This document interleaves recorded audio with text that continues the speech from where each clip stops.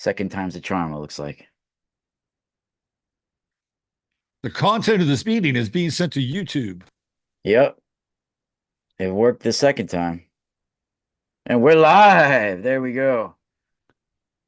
All right, everybody. Welcome this evening. I am broadcasting live from these ghostly shores of the lower Hudson River of New York. And we have a very special guest tonight. We're going to bring him on in a second. He's in the background. This is the Space Border podcast where we dive into the sound of the light, and we have a longtime friend and guest of the show, Mr. Robert Phoenix, expert on astro weather.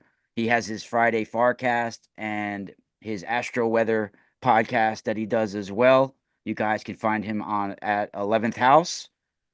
And actually, I have to let me give I'll bring Robert on, and then I got to actually send him the link so he could share it with his fans and his followers and his amazing family that he has in his YouTube channel and his supporters. Guys, if you haven't heard about Robert Phoenix, check out his YouTube 11th House. Robert, when I pull him in, he'll give you guys more information on how to find it. I'm a subscriber as well. I've been on his show many times. He's a longtime friend of mine as well, and he's got his finger on the pulse of astrology. And you guys, he's really got a very incredible interactive network of people on his live streams. It's really inspiring, and I think he does it at least twice a week. I think it's Sundays and Fridays. He'll let you know, and it's really incredible. My wife is a really good fan of his as well, and we've always been a supporter of Robert, and Robert's also been a supporter of my work. Of course, Space Water Podcast is sponsored by the Mystical Spiral Store, and Robert is an astrologer. You can get astrology readings from him, and I guarantee you will not be let down. Robert, it's a pleasure to have you back on the Space Water Podcast. So it's your first time on my Space Water Podcast, but you've come on all my other platforms. It's been too long, brother. I'm glad you're here. Hey, Rod, I'm glad to be back and happy, and it's cool to be on the Space Water Park podcast. That sounds really intriguing. And guess what? My cat changed. Look at that. I got another one now. We got Jasper, That's the Astro Peaches, cat. right? No, that's Jasper. Oh, that's Jasper. So it's not that's this is another one. Yeah, yeah. How many I got cats you two, got? I got two. I have two cats. Oh, that's better They than me. wanted to be on. They wanted to be on your show tonight. So we got because your cap is gold like their coat. I think you're Yeah, dude, I love it. I love the gold. yeah. I I think love you're the part of the gold. same I'm glad family. you brought the cats on, no doubt. I can't get allergic to them on the live stream at least. Yeah, It's yeah. usually just I think the cat you got there is good, but some of those like other long-haired ones is the ones that really get me. The short Yeah. hair, yeah, the long hairs ones, some I get like allergies where I can't breathe. Yeah, it's interesting. So that cat that I just brought up is Jasper, and he's got a fascinating backstory.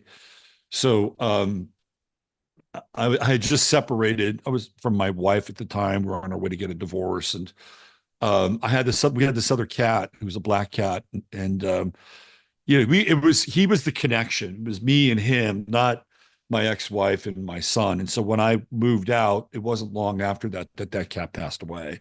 Like Oh maybe shit. about six, maybe about 8 weeks, maybe at the most, right? He just winds up dying. I sent you that link too, by the way. Oh, cool. So my ex-wife, she has a she has a challenging time with death, right? So she has to go run out and get like two more cats, or at least one. So she had this friend who worked at the SPCA in San Francisco. She said, "Oh, there are these two cute little cats. You should come down here and check them out and adopt them." So she actually asked me if I wanted to go down there and then Were like you a check cat it. guy before this, or this is your Well, first? I'm an animal guy, right? Like I love animals. And that black cat, and it's a whole, I don't want to make this a cat show, but the black cat was some cat that adopted me, right? Like cats adopt me. I don't find them. I mean, that's how cats roll, right? So that cat adopted me, and then when I split, we had that cat. since what 2000 and what 3, and this is like 2010. So we had that cat for about 7 years. So after I split, that cat passes away, and now she's got to go get some new cats, right? Because she can't really handle it. So she goes to the SPCA, and even though we're separated, it's like, do you want to come look at the cats? I'm like, sure, okay, I'll come look at the cats. So I go down there, and there are these two cats. One of them is a tortoise shell, very friendly, and the other was this guy that I just showed you, who was, it's like, and he was like completely scared, right? Turns out that he was a street cat. Like he actually lived on the streets of San Francisco, and his street person couldn't take care of him anymore. So he took him to the SPCA. So my wife adopts this guy right here, and then this other cat, and then she That's winds up, Jasper, right? that's Jasper. And so the other cat was Rosie. And she winds up getting involved with this guy pretty quickly, right? She's an Aries, doesn't waste much time. So she gets involved with this guy pretty quickly. Turns out he's allergic to cats. So now what does she do? She says, well, how would you like these cats? And my kid's like 5 years old, and we just broke up. And it's like, what are we gonna do now? Take away his new cats after the other cat died, and I'm not living there. It's like, come on, I'll take the cats because at least it'll give him, his friends. He can come visit them with me. So I wind up getting the cats because he's allergic to the cats, and that was 14 years ago, right, Jasper? That was 14 years ago. Wow. So Not on. They're yeah. they're old. Well, Peachy is young. She's new to the party. Jasper Rosie doesn't passed. look that old. She doesn't look that old. No, but Jasper is aging quite well, just like myself. Not on. So, She looks like a young kitty. it's the he, even though He. technically, Okay, he. yeah. Sorry. Sorry, No, he's Jasper. no, he's in good shape, man. He's in good shape, and he's got this. Peachy's probably about a year and a half, so he Do has they this get young. along? Well, they love each other. He's got this young little chickadee that lays down with them and gives them baths. He's got a good gig. I never really I always grew up with dogs. I never really had cat. Well, my sister had a cat for a little while, but I never really had cats. Are they does it depend on the cat, or or are they like social between cats like that, like dogs are, like playing around and It depends on the cat. yeah, it depends on the cat. Jasper will be hanging out with anybody, anybody. The other cat, You think it's about astrology too with the cats? oh, absolutely, yeah. Wow. Jasper's a Taurus. And he loves to eat, loves to be petted. He's a total Taurus. We think Peachy is a Virgo, and she's very picky, very, Yeah. very picky, very, Yeah, very picky. how would you recommend going about it if you don't know the actual time your pet was born? It's just you usually can figure out what month they're born in, right? Like it's not that, a lot of times if you go to if it's harder when a cat comes to you, right? So when Peachy came to us, somebody had spayed her, right? And you have to wait for a certain period of time to spay a cat. Like they have to be X amount of weeks old, right? And you can see where the cat is spayed because it was shaved Yeah. underneath her by her abdomen. Did the And cats get so depressed afterwards? no, well, she was fine. I mean, Yeah. so we weren't even there for the spaying part. Like how she came into my life is really bizarre. So we just like went backwards in time from when the spaying happened, and we had a rough approximation of when she was born. And so we think she was born around September. One day I'm in it's a different house. We're in Stonewall, which is here in Texas. And um, and then in my little back, and I mean little, it's like a little backyard with a cyclone fence. And this is like country, right? So on the other side of this fence are these barn dominiums. So we had these bird feeders back there. And so one day this little cat shows up, and she's hanging around the bird feeders because the birds will go onto the ground to eat the feed, and she's into catching a bird, right? So she's like stalking these birds. Like, where did this cat come from? So we started to feed the cat, and then I'm kind of calling around. There's this woman who lives in one of the barn dominiums. She's like a total cat person, adopts all these cats. I took this picture. I said, "Hey, is this one of your cats?" She said, "No, it's not one of my cats." Like, okay. So eventually I take this cat in. She becomes part of our family, right? Super sweet little cat, friendly to me, friendly to Joan. And then one day she gets out. Like, where the fuck did she go? Right? She got out. So I'm walking around. I go back to this barn dominium area. This woman's name is Bobby. And Bobby pops out of her house and said, "Hey, Bobby, have you seen that little cat?" She said, "Oh, that little cat." So she told me how that little cat, Peachy, got to her house because she got to her house. Right? She said, "Well, one day my husband went to Walmart to go buy some car parts. And he drove home from Walmart. And by the way, Walmart's probably about 12 miles away from his house. Like, she, he's back and he pops his hood to change some part in his engine spark plug or whatever. And he pops the hood and the cat jumps out. Right. So somehow this cat got into the engine well of this car and drove like 13 miles from Walmart and made it and eventually wound up in my house. Like that's how the fucking cat got there. Wow. So cats are That's weird that fate. way, man. They're weird that way. They will find you That is fate. in the weirdest way. Yeah, and she's really cool, but she doesn't hang out with other people very much. There's me and my girlfriend. That's about it. And somebody else comes over, she is incognito. Dude, Uh, just think about that, the different circumstances that has to transpire and the journey for that to happen, the synchronicities and yeah, everything. Like that's cosmic, bro. yeah. I've You know? got. I tell you, man, I got some of the weirdest. That's a like a familiar almost, like Yeah. Well, they choose you. Like these cats choose you. I mean, dogs, I think, are a little bit different. I mean, every now and then a dog will somehow wander into your life, right? But for the most part, people choose their animals. And I love dogs. I had a dog for 14 years, yeah, and he was a I love great dogs as companion. well. He was a great companion, and he was an Aquarian. He had his own trip, man. He was like I was along for the ride, Yeah. right? Yeah, I yeah. grew up with two German Shepherds and I still have them on my wall to this very day, the pictures of them. Oh yeah. They were special to me. I I talked. try. I tried to get another dog a couple of years ago, 2020.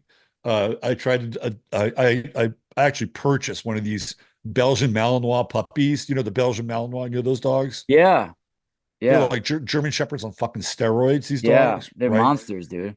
So I thought, oh, that'd be a really, really cool dog to have. So I got a puppy, Wow. and I brought him home, and man, that dog made life hell for the cats. Like Yeah. he's a little puppy, and he's like, He'll get rowdy and tear up the house. and I was, and he was really cool. Like we were starting to bond and everything, right? How big were his paws? They were big, They were huge. pretty big. They were pretty. Yeah. He wasn't the biggest of the litter, but he wasn't the smallest of the litter too. I tried to find the middle guy, right? And after about a week and a half, I'm like, this is just not going to work. And I found somebody who I rehomed him, and he's living on a farm now, so he's got a perfect life. Well, you definitely saved those cats too. The man's got to know his limits, Raw. Yeah. No, I did do my friend Frank, I don't know if you know Frank Castle. I You have know, heard of Frank Castle. yeah. Yes, yeah. He's got like 15 cats. I don't know how many now, but because he That's a just that's a little recently much. That's a little much for too me. much for me. As soon as I went into his apartment, my lips started to swell. I had to get out of there. I started freaking out. It was just Yeah, that's it a started. that's a I got allergic. How about that's how do you that, feel that's about allergies? I mean, sometimes you think an allergy is just an allergy, it's just random, or you think it has something to do with your cosmic journey, and there's a reason why that you're allergic to certain cats. well. Speaking to somebody who grew up with allergies, and don't really have allergies anymore, it's a really interesting question to ask. Yeah, I If it, mean, well, I guess to sum it up in a better question, do you think allergies are spiritually they're derived from the spiritual realms? I would say everything is derived from the spiritual realm, right? Everything. Yeah, yeah. Eh, Um, Even sickness. Yeah. I would, Well, I would, I especially would, sickness. yeah, I would say that in my case, part of it was genetic because I inherited some genes from a grandparent that I was not aware of until I was in college. Yeah, I had allergies growing up really, really bad. Like in San Jose, California, I had these terrible allergies and I was always stuffed up and, itchy eyes, just really brutal, right? And that continued on into my 20s. And then at some point in my 20s, it just stopped. And it was also a time where I was kind of, you know, not just kind of, I was really having some major spiritual breakthroughs. So eventually the allergies went away, but I was I was at uh, the nurse at college one day. I don't know what it was there for. And she said, "Do you know that you have asthma?" I'm like, "Really?" She said, "Yeah, you have asthma." And nobody had ever told me that before, right? And she was actually able to like hear some kind of asthmatic sort of wheeze in my voice or something, right? I'd never had an asthma attack in my life until I moved to the Pacific Northwest. And we lived in this house and it was next to this fucking primeval weed patch. It had every single weed known to man since the Pleistocene era, right? And nothing else was there, just these gigantic weeds that looked like triffids. And I started to have these asthma attacks in the middle of the night. I had never had them before. And then I went through that. And I don't know if my body um, you know, sort of overcame it or whatever. But after a while, I stopped having them. What was really interesting is that later on, I studied with this woman who was she was a medium. She was great, really, really great. You would have loved her. Her name was Karen Lundegaard. And so when you were in her presence, she would channel spirits like your family. And the way that she would do this thing, man, is that like she lived in one of these craftsman cottages in Berkeley, like two bedrooms. They built them all for, like the ship workers when they came there during World War II. They're wood and pretty well made, but old. And so she would sit down in her bedroom and you would sit with her, and all of a sudden the room would come alive, right? It would snap, crackle, and pop, and she would be communing with the spirits through the room, right? Like it was amazing what she was able to do. And and then my grandfather came through, and she knew it was my grandfather because he had asthma, and she took on the asthmatic effects of my grandfather, and it was like you could see her eyes well up and everything. It was like really very intense. So yeah, man.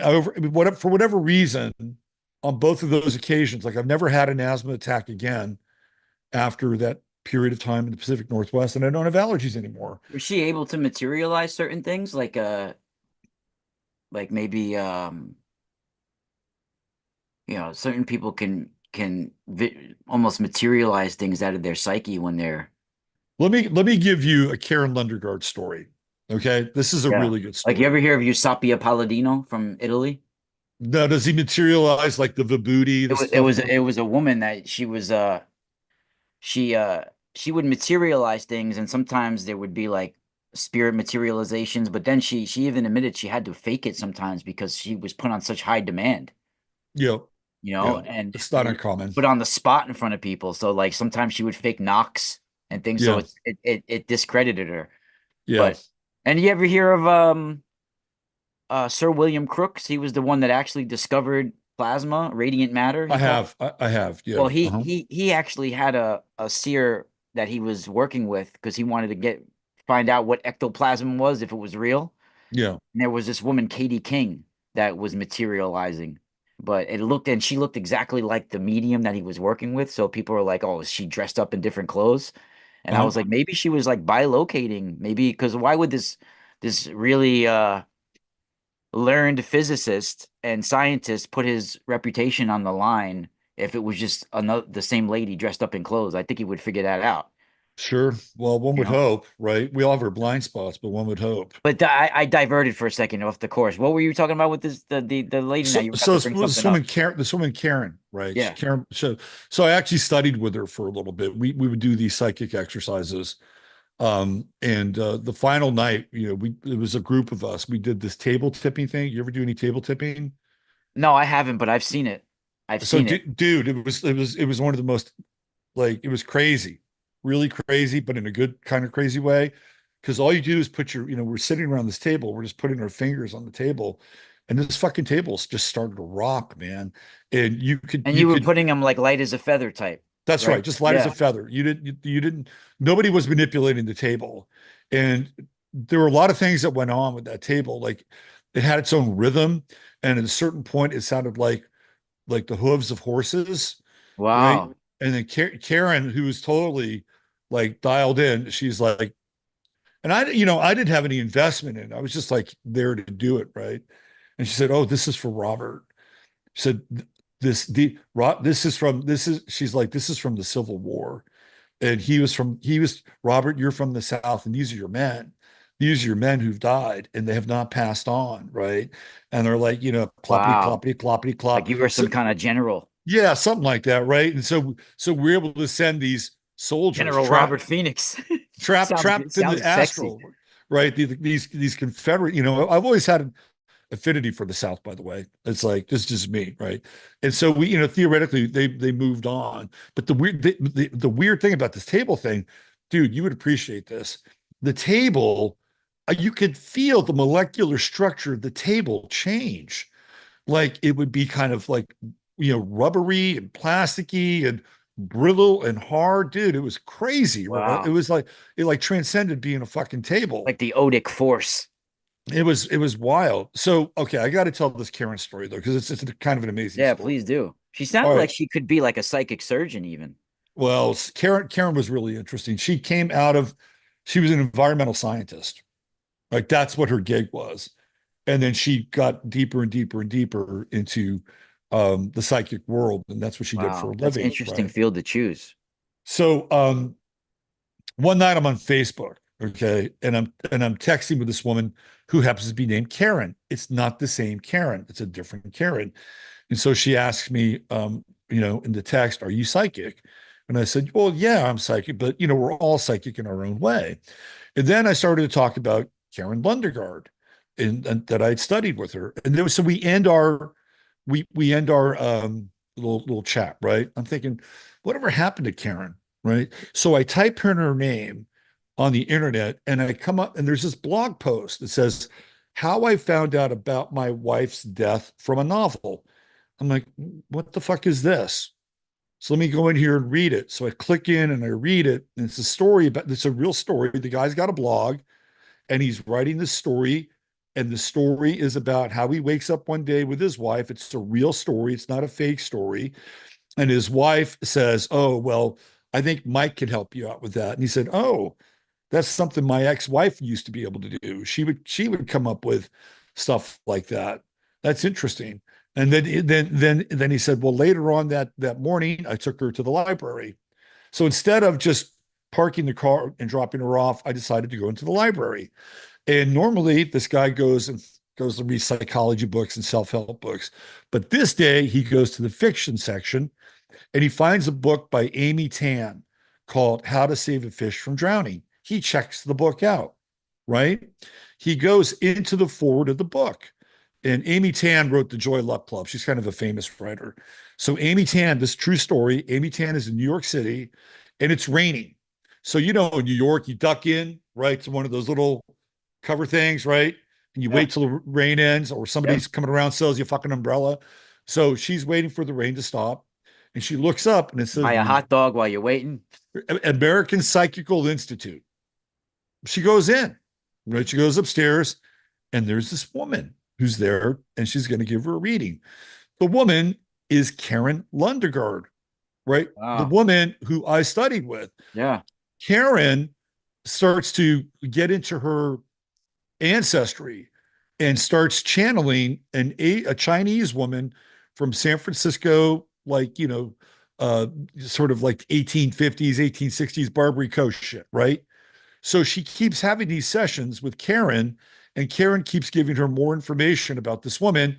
And Amy Tan writes a book on this whole thing based on this character that Karen has gotten in touch with, right? And then in the forward, this guy is reading this book, and I'm reading about him reading the book. And in the forward, Amy Tan says, Karen developed breast cancer during this process, and she didn't have any medical insurance, and she passed away. So this dude finds out that Karen Lundegaard, who happens to be his ex-wife, it's his ex fucking wife, right? He finds out she passed away in the forward of a novel by Amy Tan that he was just surreptitiously drawn to Damn. check out at the fucking library. Oh, and it gets better. It gets even better. Right. So I'm reading this and I'm like, fuck, she died. Like she passed away. So what do? I start typing away on my blog, right? And I'm writing this story about the whole thing. And it's like I'm up to about 3:30 in the morning and I hit publish. And then the next day, I realize that the day that I published the story was the anniversary of Karen's death. And I didn't even know that. Right. It was like the 3rd year anniversary of her death. I published it on her death day. And her daughter found the story and she commented on the story. And she said, thank you. I had no idea that she had died that day. It was like the 3rd anniversary. So this whole thing just feels like a fucking psychic setup, right? Everything from talking to the other woman named Karen, right? Leading me into this story about her dying, me writing about it. And then the day I publish it is the 3rd anniversary of her death. Like, how does that happen? You tell me. Sick, dude. That's incredible. I can relate. This that's just yeah. It's just a cosmic sync. There's no such thing as coincidences, you know. No It's like way. it's like for some reason she wanted to get in touch with me, right? And it just unfolded like that, right? Yeah, And it's like it doesn't happen unless unseen the other cords that are attached to you guys. yeah, and it You know? doesn't happen unless the other Karen. There's two Karens, Yeah. right? The other Karen asked me, "Are you psychic?" And it led me into the whole thing about dude. So It was too crazy. too That is weird. so crazy. Yeah, That is intense. Right? Wow. yeah, yeah. You That's know, intense. yet the other thing about her that was really How did you find Karen originally? I've so it was like one of these new age papers, Oh, right? really? Yeah, a And little picture. you joined her like psychic sessions. Well, what I did is I had a couple readings from her, and I thought she was really gifted, like the real deal. And one day I she feel said, like I've heard of the name before. one day she said, "Well, I'm doing a series of workshops on psychic awareness. We did psychometry and a bunch of other stuff." And she said, "Would you like to be a part of it?" And I said, "Yeah, sure, it'd be really great." And then by doing it, like I'm like, man, I'm pretty good at this shit, right? Like I can do some of these things. And it was pretty interesting. And I really liked her. She was a really really good person. And the funny thing is that she would tell me, she said, you have healing abilities. You have healing. And I'm like, I don't know how much you know about the Bay Area, Marin County, and all that stuff, right? But Marin County, everybody's a fucking healer, right? And Yeah, they're and yeah. Uh, and back in the day, they dressed and looked like fucking healers, right? And I Is found that the far new from Modesto? yes, Yeah. it's Or it's like it's not that far. I mean, I'd say miles wise, maybe about 150, but it's like from here to Alpha Centauri, yeah. I have Modesto to Marin County. my friend from the when I lived in Long Beach, he moved up to Modesto now. It's nothing. It's Modesto's nothing No, like Marin County, yeah. nothing. So, but you would see these people. They were like these pretentious new age fucking healers, right? And she would tell me, well, you have these healing abilities. I'm like, I don't want any part of that shit, right? Because it just seems so, like I don't know. What is it like a Sedona type area? Marin County. Oh Yeah. my God, Marin County is ground zero for the new fucking age, man. Like it's where it happens. Like it's on the other side of San Francisco, and all the rich hippies moved there, right? It's right by Mount. Dude, you would love Mount Tamalpais. Mount Tamalpais is really Someone magical. else mentioned that before to me. It is a really magical mountain, and everything that's around it surrounds Mount Tamalpais.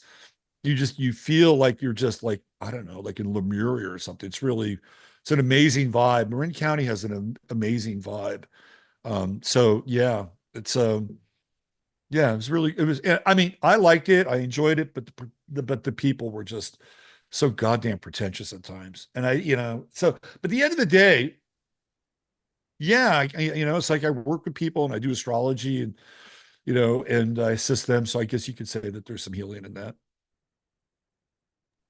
Yeah, for sure. You have healing capabilities. Just the way you not just for readings, but providing a platform and talking to people about their lives and talking about sharing your life with them, and it's a form of healing and tapping into people's emotions and making their day feel better and all of that. It's definitely healing.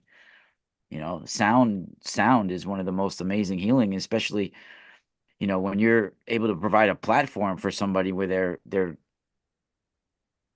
have all this camaraderie going on in the chat room and stuff. That's a whole healing aspect to that as well. Dude, I got so it's like, You yeah, you got a I do beautiful family that comes throughout the I week. I, You know? I do the show, and these people have just created their own ecosystem in there, Yeah, it's and beautiful. It's and beautiful to see things like that happen, man. they're here's here's what I would say about them. They're pretty anarchic, right? Like these people are not followers. Like they are not followers, and that's what links them together. They're all stubbornly independent, but have a very strong compassionate streak. And they're very fast. It's a fascinating group, very high IQ group, right? And socially, they're mavericks, and a lot of them are very talented. Yeah. I think we So share a little bit of the same crowd, but you got specifically a lot of really good people in there. I see. yeah, Yeah. yeah. So and I feel pretty blessed, and in a lot of ways, it's like I feel like it's a part of me, but I feel like its own entity too. Like it's its own thing. Oh, for sure. Yeah, you got your own. It's a good way you said it's your own little ecosystem going on. Well, you've been doing astrology for all these years. How much do you think is if people are aware of how the climate of the solar system is basically related to the climate of our emotions?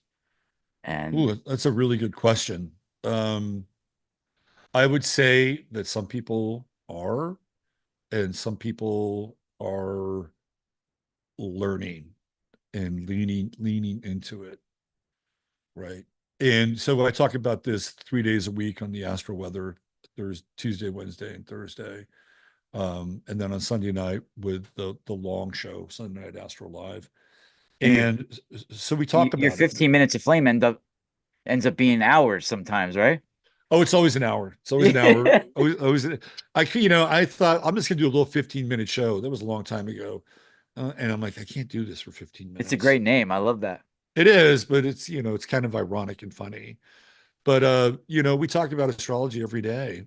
And one of the things I got into today was this Mars retrograde moving back into Cancer.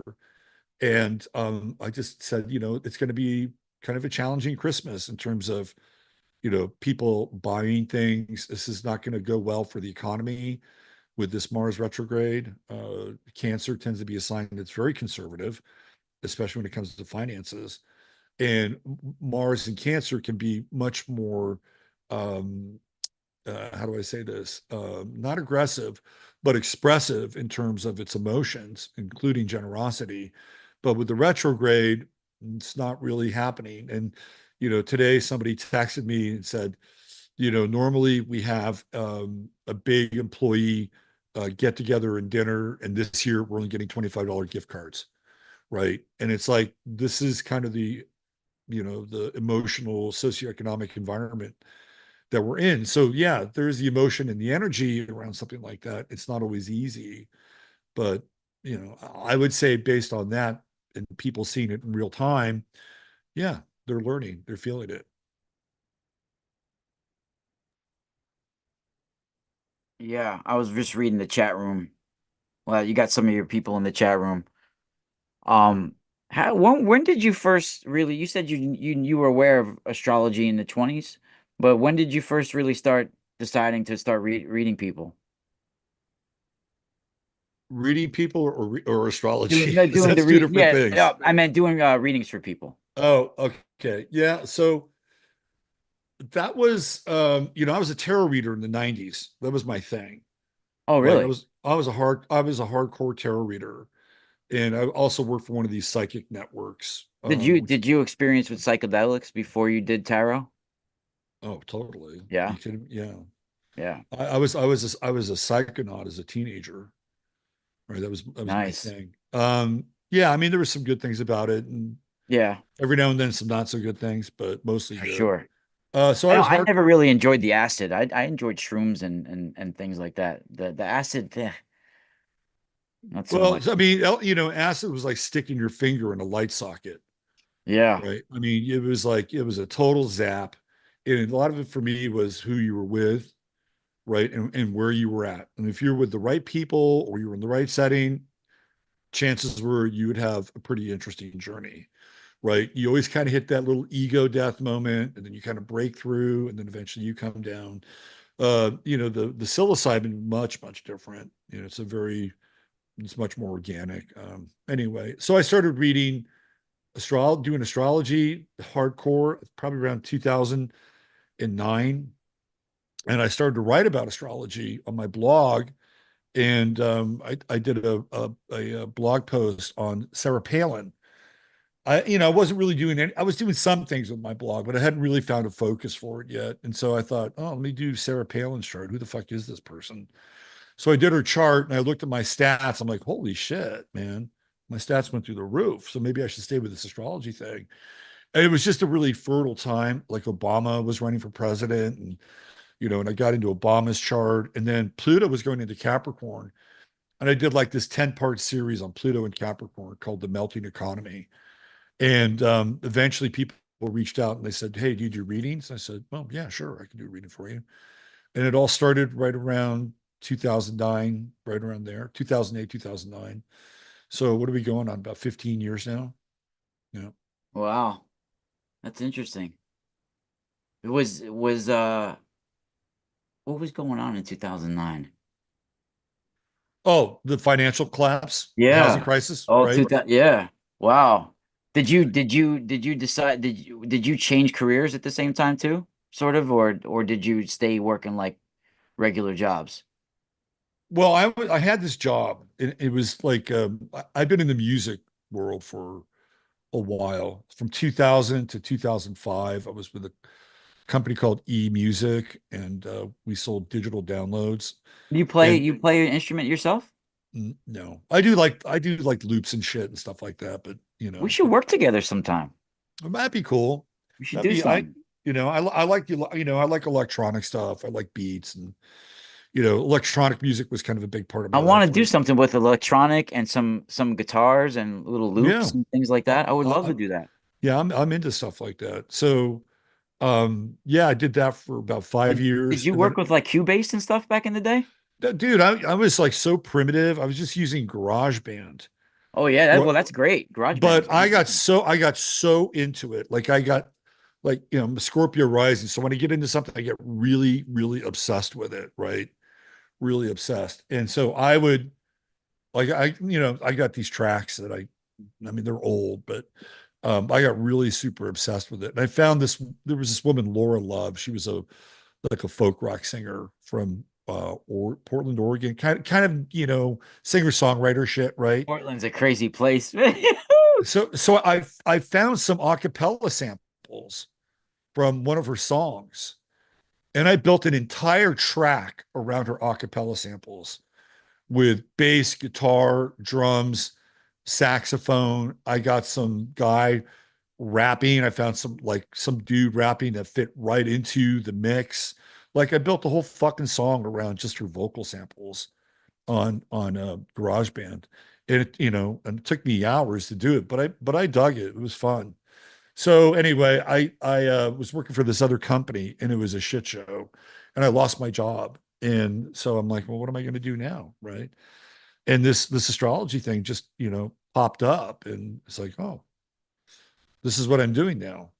And it kind of called me, and this is where we've been ever since. And I don't know about you. So you're kind of like me in some ways, but you're different because I think your skills are a little bit different. Like you can play an instrument. I can't play an instrument for shit, but you're very eclectic and you could do a lot of different things, Yeah. right? Like you can go into the psychic world, you go into the music world, right? You got the whole martial arts thing. You're sitting here interviewing me, right? So, all of this is an extension of you, and there's a lot of you, I think right? when someone's like really creative and they're an artist, they could explore all those things. Like it's sort of like being a Renaissance man in a way, you know? Right. And so this was kind of a way for me to do that and do different things. And Just like like, athletes. I mean, if they put a little bit of time to it, they can be really good in pretty much all sports, yeah, you pretty know? much, right? Yeah. I've seen guys who are athletic Yeah. pick up things really quickly from other Yeah. sports. Yeah. So for me, it's allowed me to build kind of a creative like template for my life, and whether it's interviewing people like you when you're on my show, or or doing 15 minutes of flame, which is today.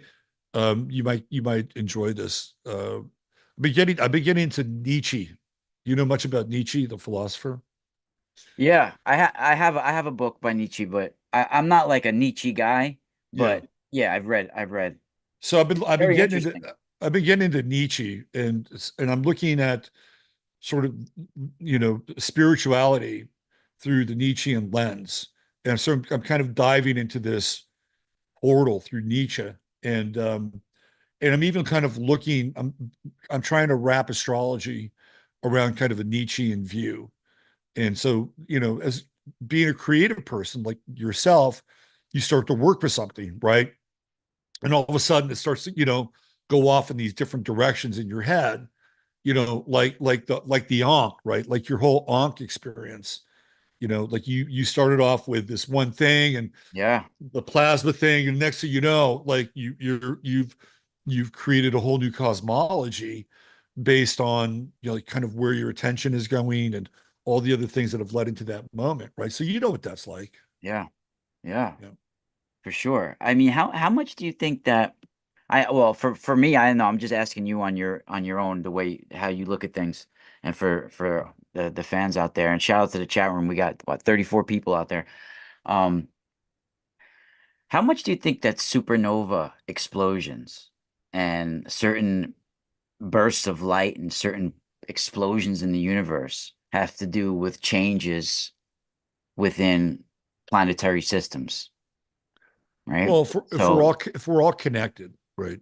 If everything is connected, then eventually the effects of a supernova would be felt somewhere, right? It's yeah, sort of like a galactic version of chaos theory, in as much as the implosion of a star would affect something as well. And how it affects us, then, that's to be determined, right? Like, yeah. I mean, Because we like we we experience this in some ways with eclipses. yeah, Yeah. I mean, yeah, like that's probably the most direct feedback loop we get. But I would say everything is connected, and how it affects us. Probably it affects sensitive people more than others. yeah. And if you want to look at through it for even a scientific aspect for people out there, the solar wind of all suns and stars is connected.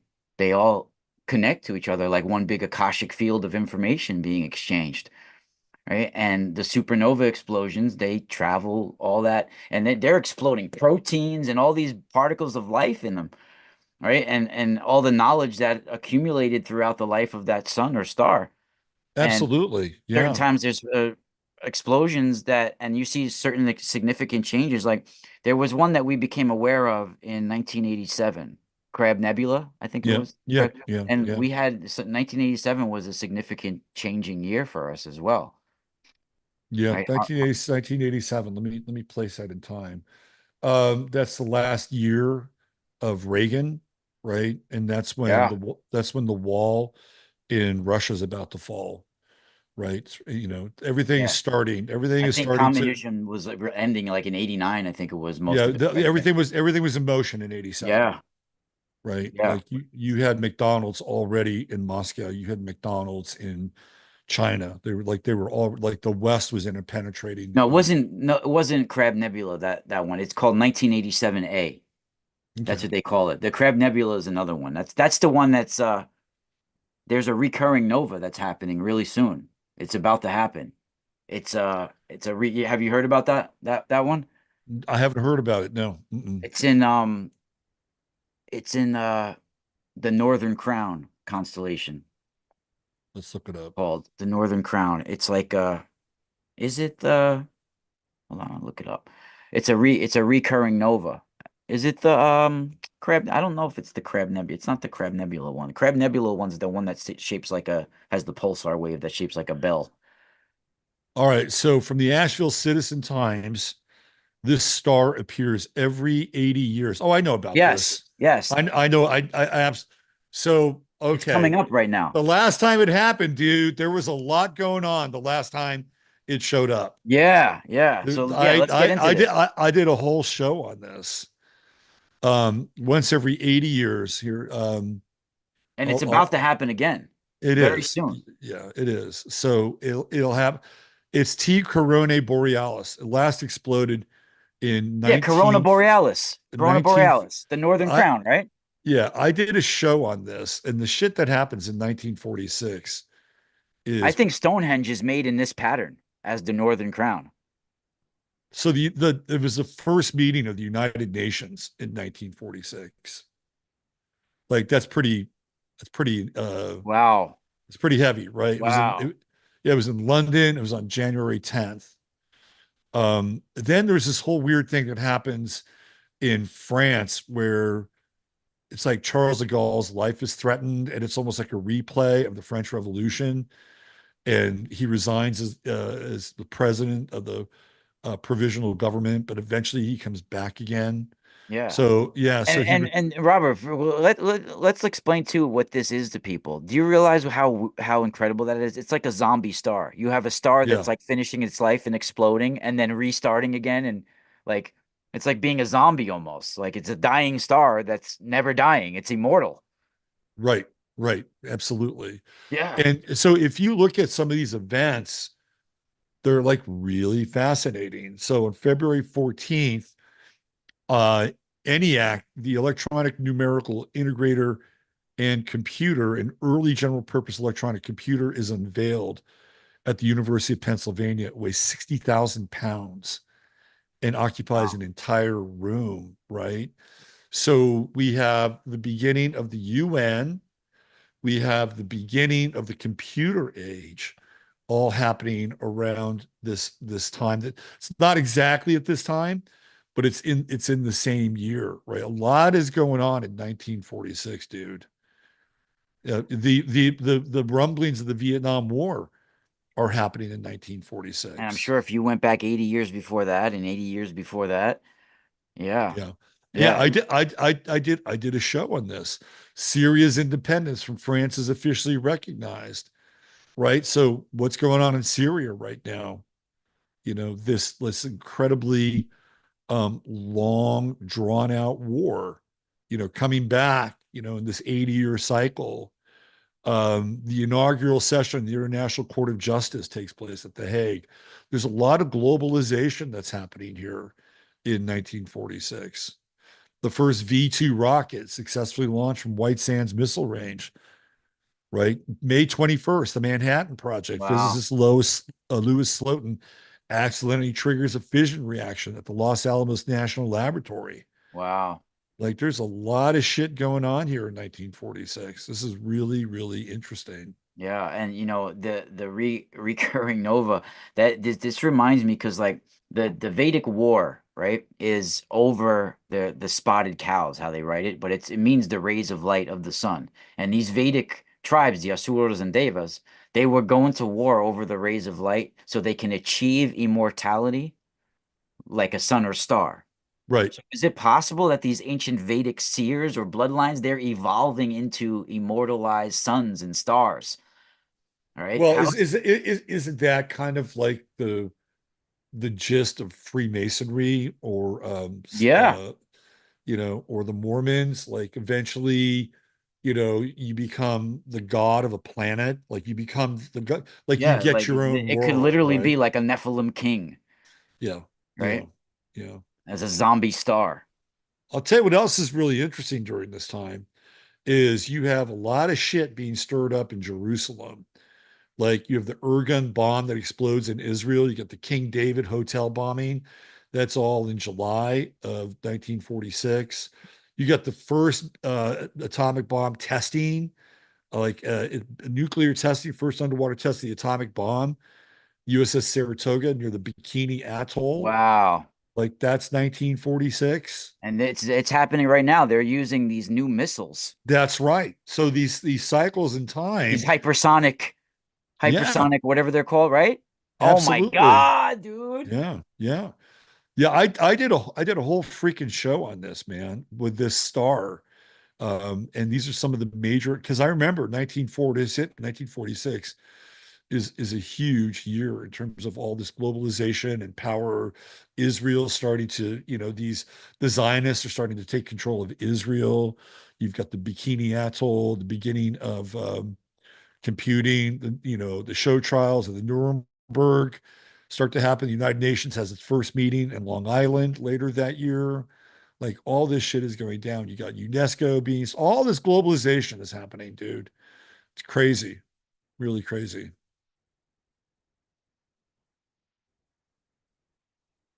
Are we there? Where'd we go? You there? Yeah, let me show you something too. I was on mute for a second. Sorry. Um, yeah. Let me show you something. So this is the Crab Nebula. This is the Crab Nebula pulsar wave, the supernova explosion. And you Yeah, see how it makes a certain structure, like a bell-like structure. let me see. You see that? And this is also the Vela pulsar next to it. They say they make that bell-like structure.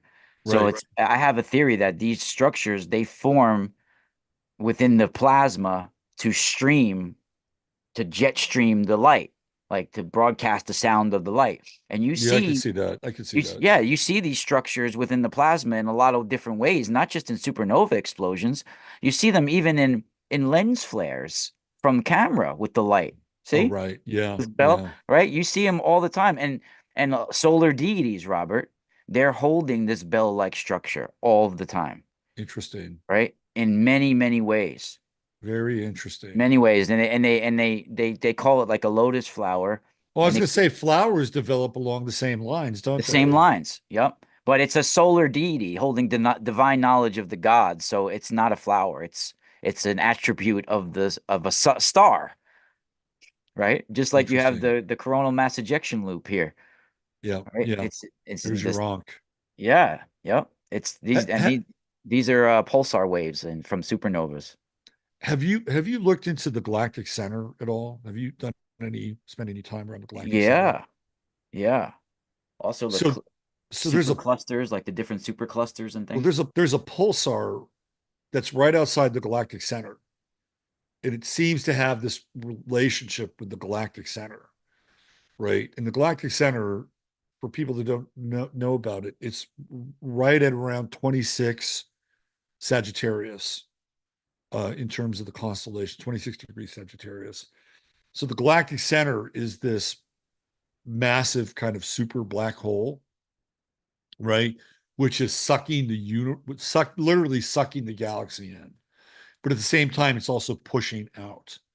So it maintains this really interesting equilibrium between inertia, right, and implosion and then expansion. But it also emits these neutrinos and this pulsar that's connected to the galactic center, I think is part of this thing. And it's always changing, right? And so, we get these neutrinos from the galactic center and they penetrate, everything theoretically, in this galaxy, right? And I would love your take on not just this, but some of these streaming ejections that these coronal mass ejections that you're talking about. How much of this world that we're in has been engineered and created to deflect or keep those solar and cosmic energies from Yeah. interpenetrating our worlds? I think that's a big point of it. Yeah, they I think they've developed a lot of frequency and different things to keep us in a sludge. Right. you know? That's what I think as well. Yeah, and we're just yeah, it's like there's a sludge around this realm because of it. And it's and I actually think they're talking about, you know what a blazar is? I've So heard of it. a quasar is sort of like a little big bang. It's like a jet stream explosion, like a quasar. So Yeah. a blazar is similar to a quasar, but it's pointed at its observer, like Earth, right? It would be pointed at its observer. So a blazar, when it changes direction and starts heading towards its observer, it goes from blue light to red light because the frequency, blue's moving away. I mean, red's moving away, blue is heading towards closer in the Okay. cosmos. So Yep. when you have the red frequency light, it's moving away from us. When you have blue, it's heading towards us, right? So you have the blue star Kachina prophecy, right? Yeah. In that blue star Kachina prophecy, they talk about a star who is invisible but is going to pull off his mask and become visible and head towards Earth and bring World War III and destruction here, right? So I Right. actually think they're talking about a blazar. A blazar Interesting. it would be invisible until it becomes visible, then turns blue. Mm, interesting. You Yeah. know, Uh-huh. So a blue star Kachina prophecy literally says that a star, this Kachina, is going to remove its mask in the plaza in front of the uninitiated children, right? And that's Earth. We're the Right. uninitiated children here now. Uh-huh. Right. You So know? do you think it's like a second sun or something like that? I think it's going to be a blazer that heads towards Earth. It would destroy at Earth, that coming our way. It Uh-huh. would be like almost like a second sun, Right. you Right. know? Yeah. Yeah. Um, well, I guess we better make hay while we can. Well, the solar thing is interesting because I do feel in 2025 we're going to have a solar event in June or July. Whether Hmm. it's going to change the planet is another story because I do think solar discharge events like a solar lightning type thunderbolt is the Yeah. reason why we've had climate changes. Like it when that happens, it could trigger volcanism, Yeah. magma events, and we've had this throughout history. Basalt events that brought like, basalt cliffs. We have them in the Hudson Valley here Right. on the Right. Palisades Cliffs. There are these basalt cliffs. And Pangea probably could have been the supercontinent, could have been split this way from like a solar lightning, a Right. solar discharge event. And we're heading towards that. We're in a grand maximum now with the sun. And Yes. all these sunspots that are developing, we're going to be at its peak, I think, in June or July of 2025. And when we go into a minimum sunspot cycle afterwards, we might go into an ice age, Robert. It might be like, Yeah, this is been bandied about, yeah, and I have no doubt that it's on the table, it's coming. right? I think it's coming sooner than 2050 as well. I think certain things are going to be triggered in 2025. But how do you feel about this? How do you feel about the overall climate of the collective consciousness of Earth and of humanity? That's sort of what is absorbed by the sun and other stars. And then we get sent down light from these suns and stars to evolve us according to our own vibration. So I'll answer that in a second. There's a date that I'm looking at right here. It's not 2025, but 2026, and it's when Jupiter is in Leo Hmm. at 6 degrees, and the sun is in Leo also at 6 degrees, and the moon is in Aquarius at 11, and it forms kind of it's full at that time, right? And early in the fullness, it forms a conjunction with Pluto, also in Aquarius. So you have Jupiter, which is the second sun in our solar system, aligning with the Wow. primary sun in its own sign, right? So it's like its own sign double, right? Like it's like square. It's like the sun squared. And then you have the moon, which is in opposition, but it's also connecting with Pluto in this opposition. To me, like you're 2025, I'm like, okay, I'm thinking like we're gonna have Jupiter in Cancer and the sun in Cancer in 2025, sort of like summer of 2025, like July of 2025, so you're going to get that double effect, right? With the sun and Jupiter in Cancer, which I think is interesting. 2026, you get it in Leo, which is in its own sign. So I don't know if we're off a year or, your 2025 is going to be, because that's what I look at, right? Like I look at what's going to amplify the sun. And astrologically, Jupiter will be in alignment with the sun at that time and right at the same degree, 6 degrees. But and then what you get is you get the moon in complete opposition conjunct Pluto, and that's like really intense and really powerful. So you have this magnetic effect, right, between these two poles, between the sun and Leo and Aquarius. So it's just something to put on the table. But I think somewhere along the way, we're going to have a solar event, whether it's 2025 or 2026 or Yeah, way worse than the Carrington event, I think too. Like way worse. let me ask you a question about this because will it affect everybody equally?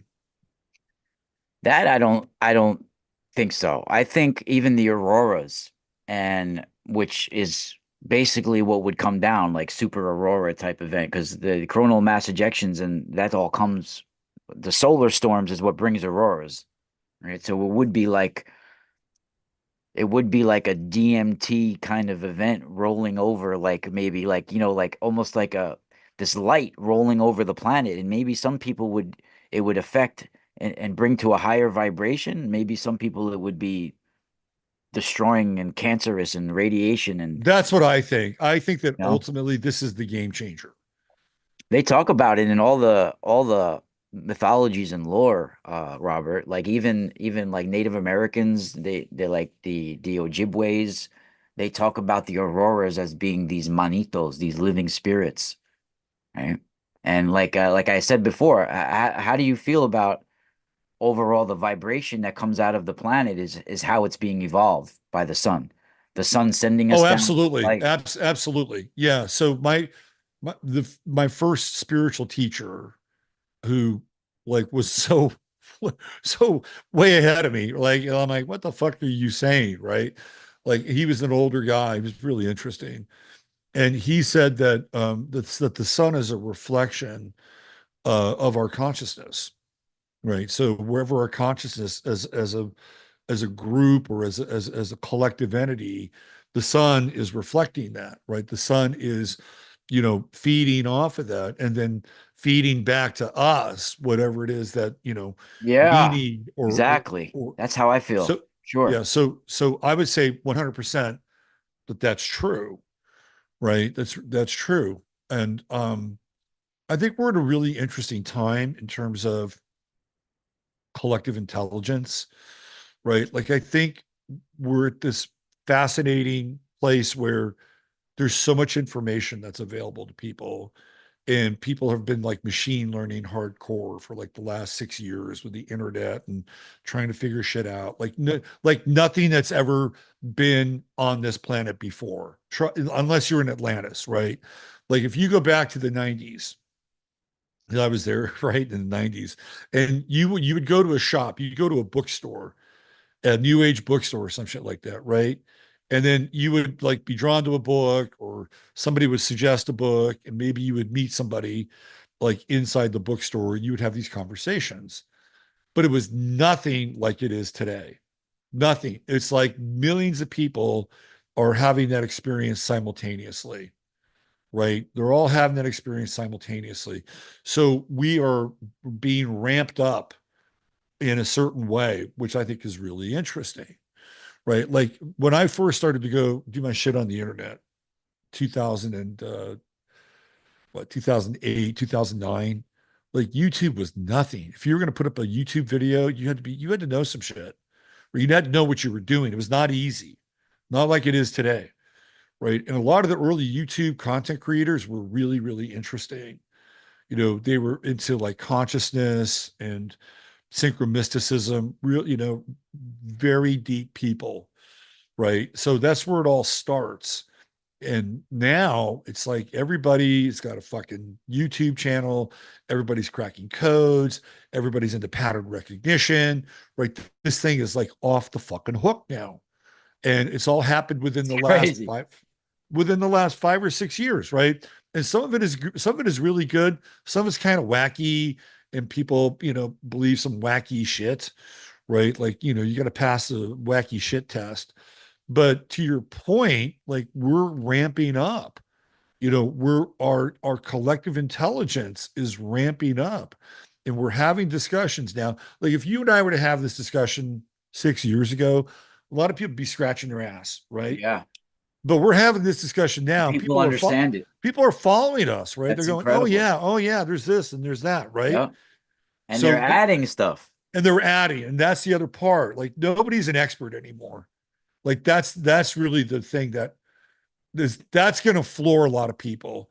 Like the time of being an expert is over. Yeah, you should see the high level chat room we got going on right now. It's amazing. Oh, I'm sure. I'm sure it is, right? Like the Amazing. days of being an expert are over. And so when you realize that, then what becomes important is being collaborative, and that you share knowledge, you exchange knowledge, right? Doesn't mean you always agree. And maybe there's a process of refinement and say, hey, you got that part right, but this part isn't quite right, right? Like just shave this off a little bit.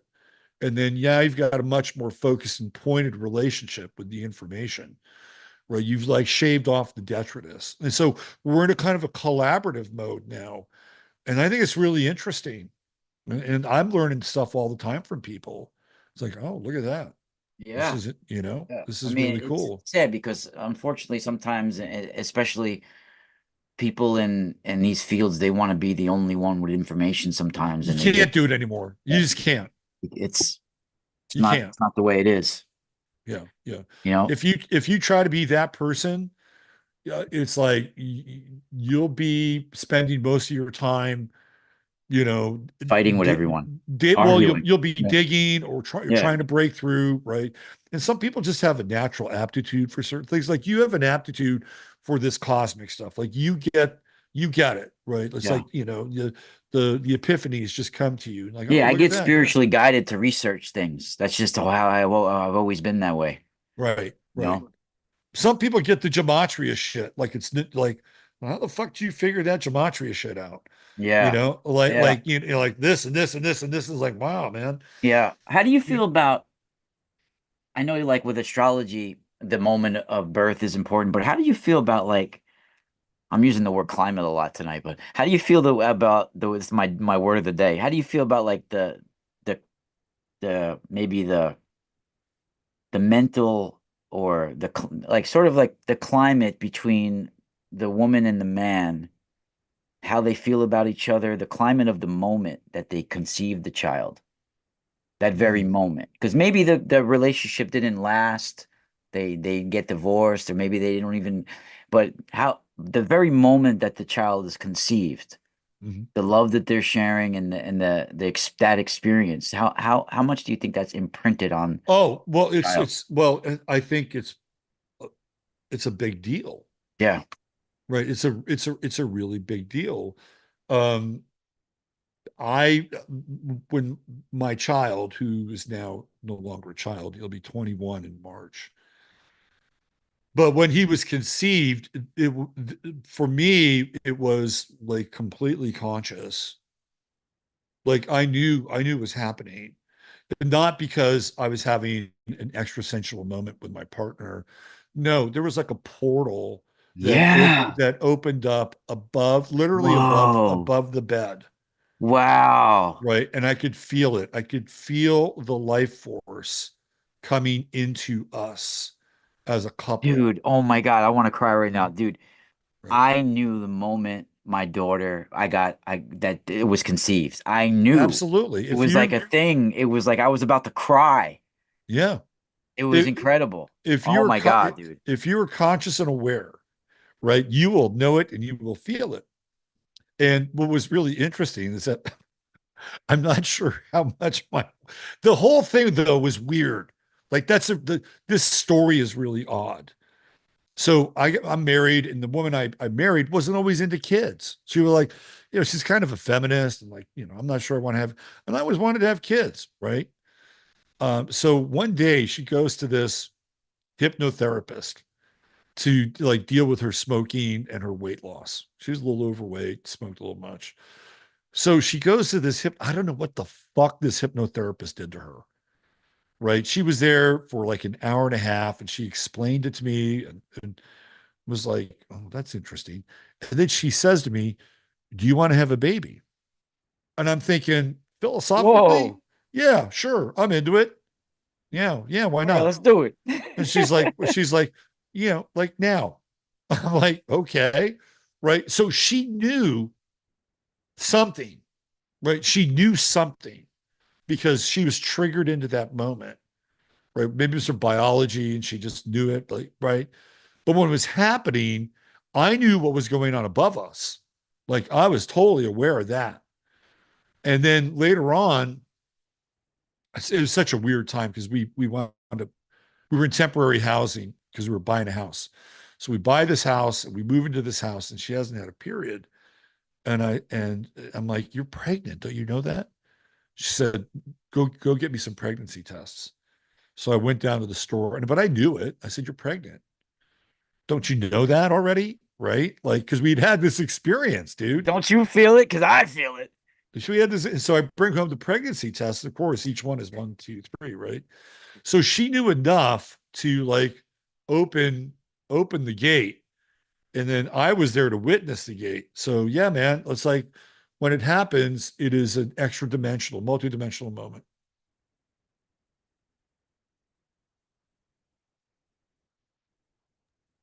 Yeah. I think you were a little muted there for a Yeah, I was second. muted. Yeah. Yeah.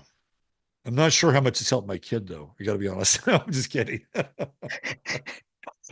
Dude, I'm just that goes to tell you too that it's not a couple of weeks into the pregnancy where like it's it's immediately. right then. It's right then. It's right then. It's right then. The act of creation is happening right then. That's how I felt too. The universe is splitting open, right? And it's pouring itself into you. It's amazing. It's beautiful. It really is beautiful. It's incredible. Yeah. I do feel the moment of conception is very important. Like the energy between the two, the climate, how they feel about each other, the climate of the moment, Yeah, you know. luckily we were in a good space at that time in our lives. That Yeah, was because even if the relationship doesn't work out, I think it matters for the personality of the child and everything. yeah, I agree. So we were in a good space then, for sure. Yeah, But this hypnotherapy thing was weird, man. It was like she did this, like whatever this guy did, he flipped some switches in her brain, and she was interesting. like, How did the psychometry work that you did that you mentioned earlier? How did that turn out? I always "Oh, wanted to like learn officially because I think I have natural type of psychometry going on, but I never actually took a psychometry class with someone that's their thing. well, it's not that hard, it's not rocket science. So what you would do is you would have somebody who's a third party bring independent objects, and they would have stories about those objects. They would tell you the story, and then you would feel it, like you would feel it, touch it, and then you would write down what your impressions were of the thing that you were in contact with. How was the results that you were getting? It was good. There were Yeah, good results. Yeah. Yeah. Everything that I did was like, you know, not that I was trying to score high, but it's like I had an aptitude for it. yeah. Yeah. How are you with seeing objects without touching them? Be able to feel the energy of them? I'm pretty good at locating things. Yeah, yeah. I'm good at locating things. Do you remember you probably don't remember this, but there was this I think her name was Shoshana Lowenstein. She was an intern of this guy, Gary Condit, who was a congressman from California, kind of like that Sounds like a Modesto tribal area. Jewish woman. She's definitely Jewish, Like a right? She tribal name with a Jewish last name. yeah. So I believe that's what her name was. And she was an intern with him. And she went missing, Wow. right? She went missing. And Gary Condit had this other side. He was like Like he was a biker, was into leather, and like he was a different kind of cat. Whoa. And she went missing, so I'm like, okay, where is this woman? Right. And I remember getting a map of like Washington, D.C. and all these different parks. Like scrying, sort of. Yeah. And I was just like looking at at these maps. And I said, this is where she is. She's somewhere in this vicinity of this park. And that's where they found her. They found her in this park eventually. Like it Wow. wasn't exactly where but it was in that area. Like it was Yeah. in probably about a 5 mile area in that park. So I'm like, oh, that's interesting. I helped somebody find like Was something she that was she deceased? oh, she was dead. He probably got into some kind of like Damn. what do you call it, rough trade. He seemed like a rough trade guy. Do you know what rough trade is? What, like sex trade or No, rough trade is when you get into crystal like meth? S&M. Oh, You know, well, he was, he's yeah. Well, he was he's wearing he leather and stuff. yeah, Maybe he seemed like a bondage rough he probably trade was dude. listening to Rob Halford. And he probably went too far. Yeah, Right? that's Like they were pretty probably crazy. getting into those like some auto asphyxiation Oh shit. wow, yeah, yeah, yeah. That's Right. scary. And he probably wound up choking her while she was, They didn't have a safe word. yeah. And so like he chokes her out while she's, Left her having an somewhere. orgasm. Right. It's like, what do I do now? So that's my sense. Right. But I'm pretty good at finding things. I'm not 100%, but I'm pretty good at it. Yeah, I can't find my keys if I lose them, but I can find. I'm good with other. You're good with other people's stuff, right? I'm good Yeah. with other people's stuff. I'm the same Yeah, way, because I man. panic. That's why. If you panic and you're not going to be able to, if you start to panic, you're not going to be able to tap into anything because you're just throwing Right. everything. You just have to calm down a You got to little calm bit. down. Got to calm down. It's usually trying to find that shit when you're trying to leave and you're late, right? So you really got to calm everything down. It's okay. Let's Yeah. just breathe for a second. Yeah. Yeah, I've seen I've come upon some tragic things too in my life when I found one of my neighbors in his house when I was younger. And then when I was a kid, the next door neighbor, they What do you mean? went, Found him? You find him dead or something? yeah, yeah, he had passed away and his family, his he was an elderly man and his parent his children had called us because we're the neighbors, had called us from Florida and they were like, yeah, I can't find I haven't heard from him. So I was like, oh, the kitchen windows open if you want me to crawl in. So I crawled in, and yeah, he was dead. But that wasn't such a big deal. But the neighbor when I was in 1988, when I was 10, my next door neighbors across the street, they were really really close to me. The Her brother, who I was playing with his kids all the time, that we had Thanksgiving dinner with the kids right before it happened on Christmas Eve, 1988. the the wife went crazy and killed the her husband and the two kids, unalived them for YouTube, I think. He's posted for the for the algorithm. Yeah, it was Oh, crazy. really? You have to say that now? Is Yeah. that what Lillian Rotella, her name is. She wow, changed her name now. that sounds familiar for some reason. She killed she three people, her husband and her two children, and she ended up only doing like 6 years in the psychiatric ward. She didn't even go to prison for it. And then And you knew this person? yeah, her the husband that she did that to, Yeah. his sister was like a second mom to me growing up. She's my next door neighbor, and the kids were always here. I had Thanksgiving dinner with the kids So you before knew they the passed. kids too. Dude, that's The heavy. kids passed away on New Year's. I mean, on Christmas Eve. That's when it Yeah. happened, and I Yeah. had just had Thanksgiving dinner with them. Their So name was. did she exhibit crazy neighbor syndrome? Like was So she this is what crazy? happened. Dude, her husband Ed Rotella, and they're very well known in Rockland County, right where I live in the Lower Hudson River Valley. There's a golf course named after their family. They're Wow. well known family, the Rotella family, right? Yeah. So her husband Ed, he had a multi-million dollar construction company in the area. He was building all these big homes along the Hudson River in Stony Point, Hmm. right? And he even named the name of the company after the initials for everybody in the family. Like he had Eddie Jr., Lillian, Kyle, and himself. They named me, right? So Lillian and him were high school sweethearts. Bro, she's redheaded with freckles, right? And the kids were these little curly redheaded children, and they literally had the white picket fence, $1 million home in Stony Point, and and the whole nine, like high school sweethearts, all of that. So, like a month or two before the actual event happened, you could look it up. Is I'm in looking it up right now. Yeah, yep. She's considered a family annihilator, bro.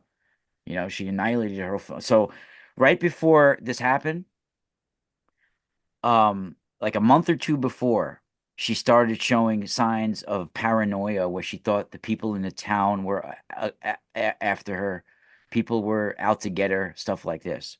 About a couple of days before it happened, she had a breakdown where she said that the Virgin Mary was coming to her and telling her to slaughter her family. Dude, this is really creepy. Bro, these were my neighbors. I had Thanksgiving dinner with these people. It affected my childhood because I never thought a mother could do this, right? And let alone somebody I knew very well. Okay, so there's some okay. So check this out, dude. She said the Virgin Mary was coming to her, and she went to the Immaculate Conception Church. Like that's where she went to Catholic school stuff. Well, anyway, uh, on Christmas Eve, she ends up and it was premeditated, bro. They even found um books on how to stab people, like the places to stab someone. So she might have drugged Eddie because Ed, her husband, was like a 200-pound man, big guy, over 6 foot, and So she he was he small. he was he was stabbed. Yeah, he was stabbed in the heart, and while he was sleeping, face down, and the children were smothered in the hot tub, and They then they and said then severe asphyxiation from either suffocation or no, drowning. she smothered them in the tub. And then she put them all naked in the bed together, laying together. And then she stabbed herself in the abdomen and Yeah, left the she knife did. in there. Yeah. And her mother found her the next morning, which was Christmas Day. But she lived, of course. Dude, I had the same lawyer she did. My dad got the same lawyer when I had a drug charge when I was in high school, right? William Frank, his name was Bill Frank. He was a DA in the county for years. He was a very, very in with the judge there, very close to the judge. He was a DA for that judge, right? And he got her off on insanity. She went to Rockland Psychiatric for like 6 or 7 years. Now she's out, remarried with a different name. Wow, that's crazy, man. So all of this happens after her first visit to the psychiatrist. Like she goes to the psychiatrist. Dude, she told the psychiatrist that she wanted to do this a day or two before Christmas, and they sent her home with a prescription and some It's what well, tranquilizers. it says hours after her first visit to a She did this. psychiatrist. Yep. A 31-year-old mother killed her husband and two young children early today and then apparently tried to commit suicide. So she went to the She psychiatrist. She knew got a she wasn't killing prescription. herself, dude. She made it look like that. She premeditated that, dude. She premeditated it. I That know I is know specifics about the case. that is wild, man. She premeditated that. Paranoid Dude, the mom. kids were these little bright redhead, curly hair, red-haired kids. Really cute, bright red hair, freckles. It was Kyle and Eddie Jr. EJ. They So did called the she one did EJ and the other one Kyle. They were little kids, bro. We babysitted them. They were like that friggin' like under 7 years old, both of them. One of them was like 2 or 3. yeah. Yeah, they had the ages of the kids here. 4 and 7. Eddie was 7 and Kyle was Yeah, one 4. was 7 and one was like 3. Yeah, His 4 year four. old. Yeah, four, Man, four this and this seven. is Yeah, this is horrible, dude. yeah. I was 10 at the time. And he's Ed was 6'2".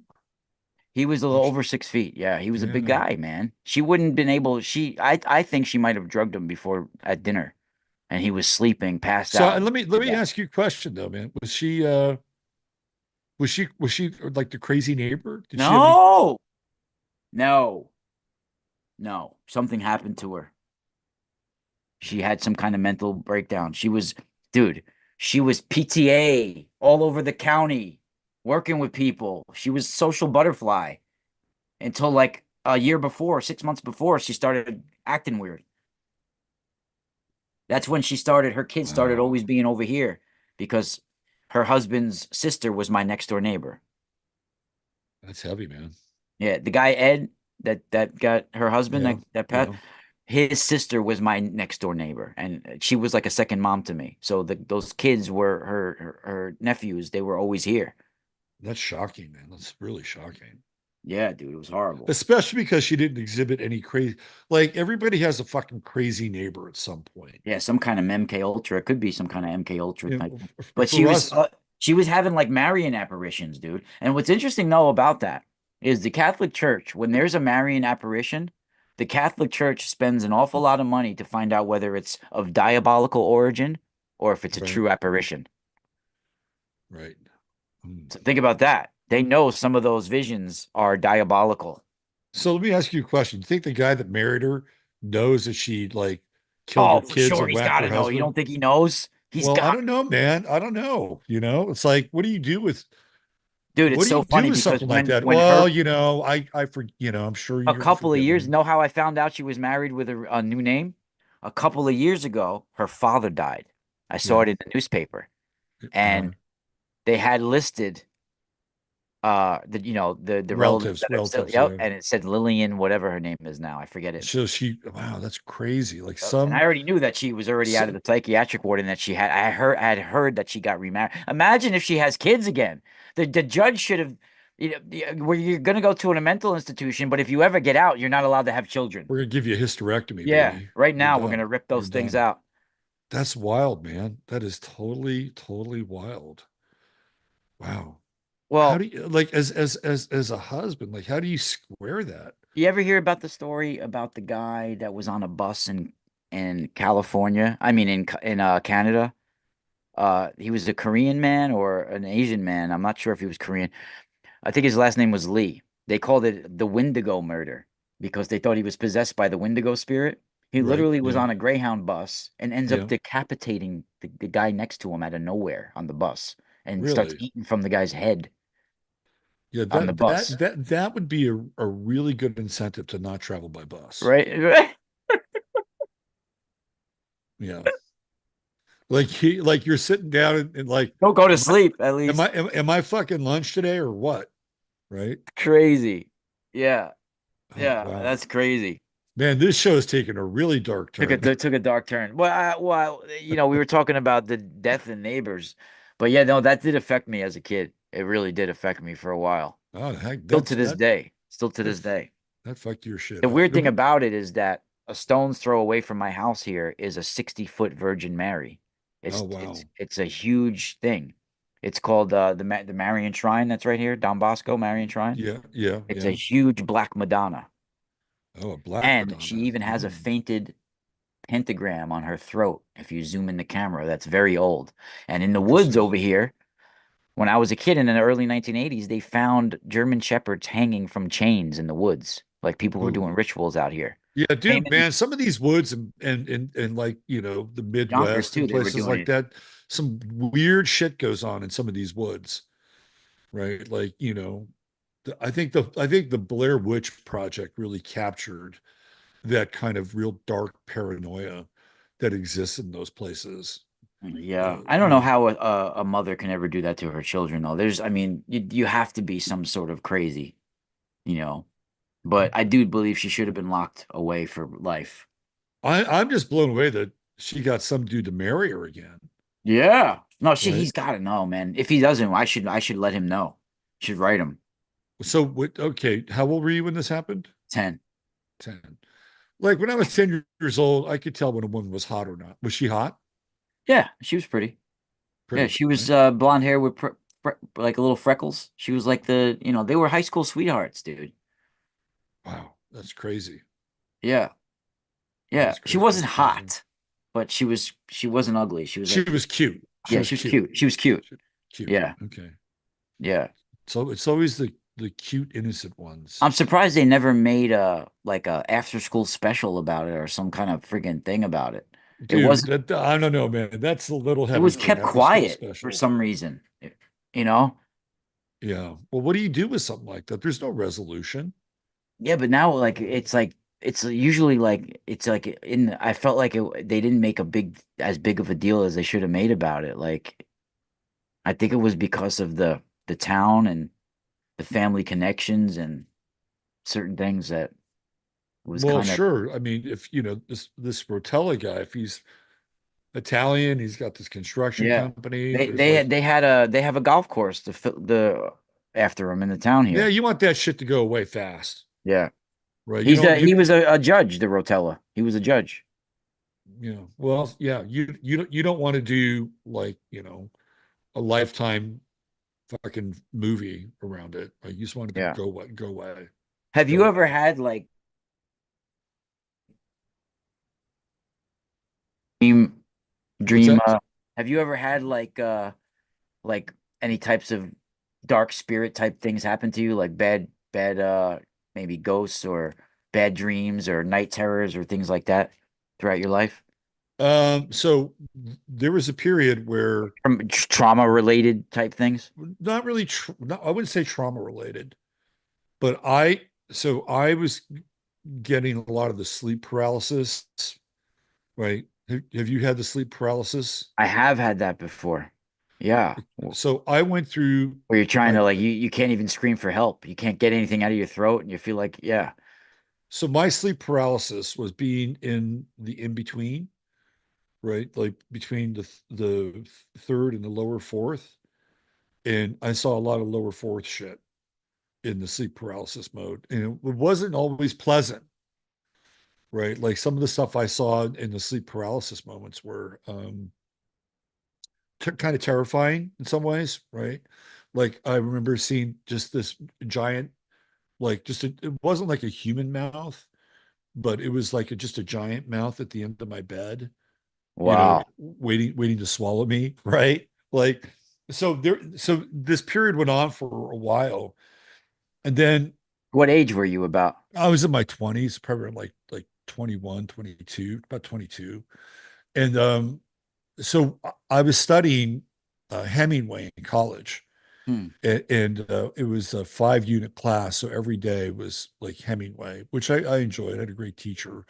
By the way, my teacher's son went on to become the producer of Stranger Things. You know that Stranger Things show on Yeah, HBO? yeah, I haven't really watched it. I saw the first season, some of it, but I First, have so his son was the producer of that show. And so this guy was a great teacher. His name was Robin Gadzuzek. So I'm doing Hemingway every day, right? So one night I'm having this very intense dream, and these lions come to me in my dream. And then I feel the presence of Ernest Hemingway. I don't know how I know it's Hemingway, but he's in my He's room. in your And room? well, it goes even further than that. It's crazy. Even further, he delivers a blow to my head. Whoa, And I pull my covers up over my head, right? bastard. What an And evil prick. well, no, this takes a very interesting turn. And after I have this, Hemingway's throwing bows in Robert Phoenix's room. He's throwing so no, no, bows. so here's what happens, right? After that, I start to have out of body experiences. Oh, he opened you up. So then this is a trip. I found out later that Hemingway was whatchamacallit, he was an insomniac, right? Wow. Well, why was he an insomniac?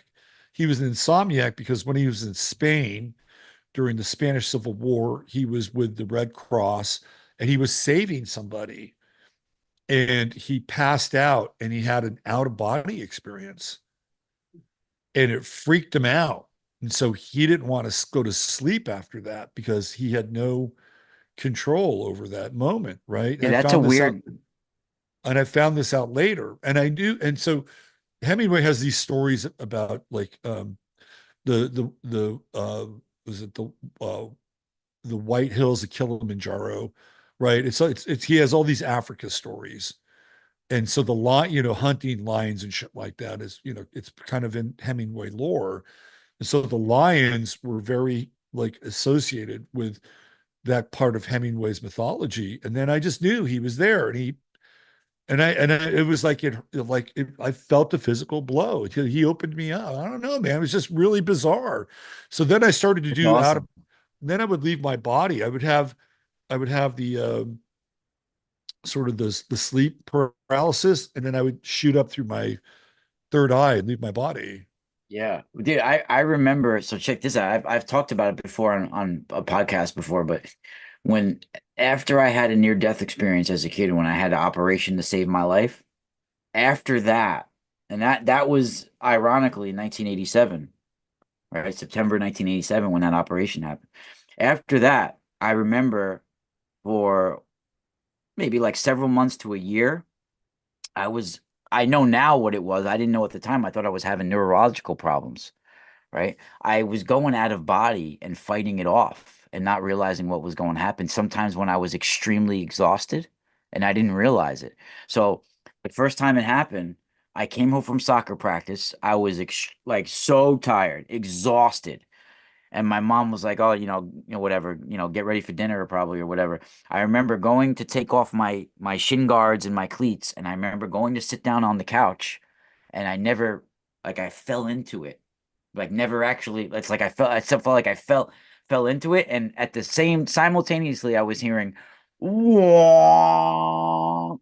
Like everything was just like compressing, and it felt like I was gonna die, Robert. It felt like if I didn't shake my head or scream, I was gonna get stuck like that forever or die. Wow. Like it felt like I literally had to scream my way out of it like this, "Ugh." Like I had to like fight it off because it felt like I was frozen and I couldn't move or scream. So I literally had to use whatever energy I had left to push myself and shake my head out of it and scream and make a noise. And I That, well, finally yeah, yelled yeah. and Wow. got out of it. But Wow. but after several times of that happening, I was starting to think I had neurological issues or some shit going on. But then one day I was like, I was so tired that I said, F it, I'm gonna just die. Right. Go with it. Right. And I gave into it. And then I Yeah. had like this weird out of body experience where I was in Yeah. another place for like 2 seconds. Yeah. Yeah. Usually, I mean, there's a lot to this world and these dimensions that we don't really understand. Right. We live our waking lives and we have phenomena every now and then. And, we try to make sense of this reality, whether it's a political reality or a personal reality. Right. But there's a lot that goes on that we have no clue about. And I'll give you an example. Yeah. Um, when I was in my 30s, around 34, I had this dream. And it was, different levels, different layers of a dream, right? In this dream, I saw myself as like a 9 or 10 year old. And I was sitting around this table, like a round table, like King Arthur, right? And there was somebody who was maybe it was part of me, I don't know, but it was somebody who was like older and kind of like a like a King Arthur type.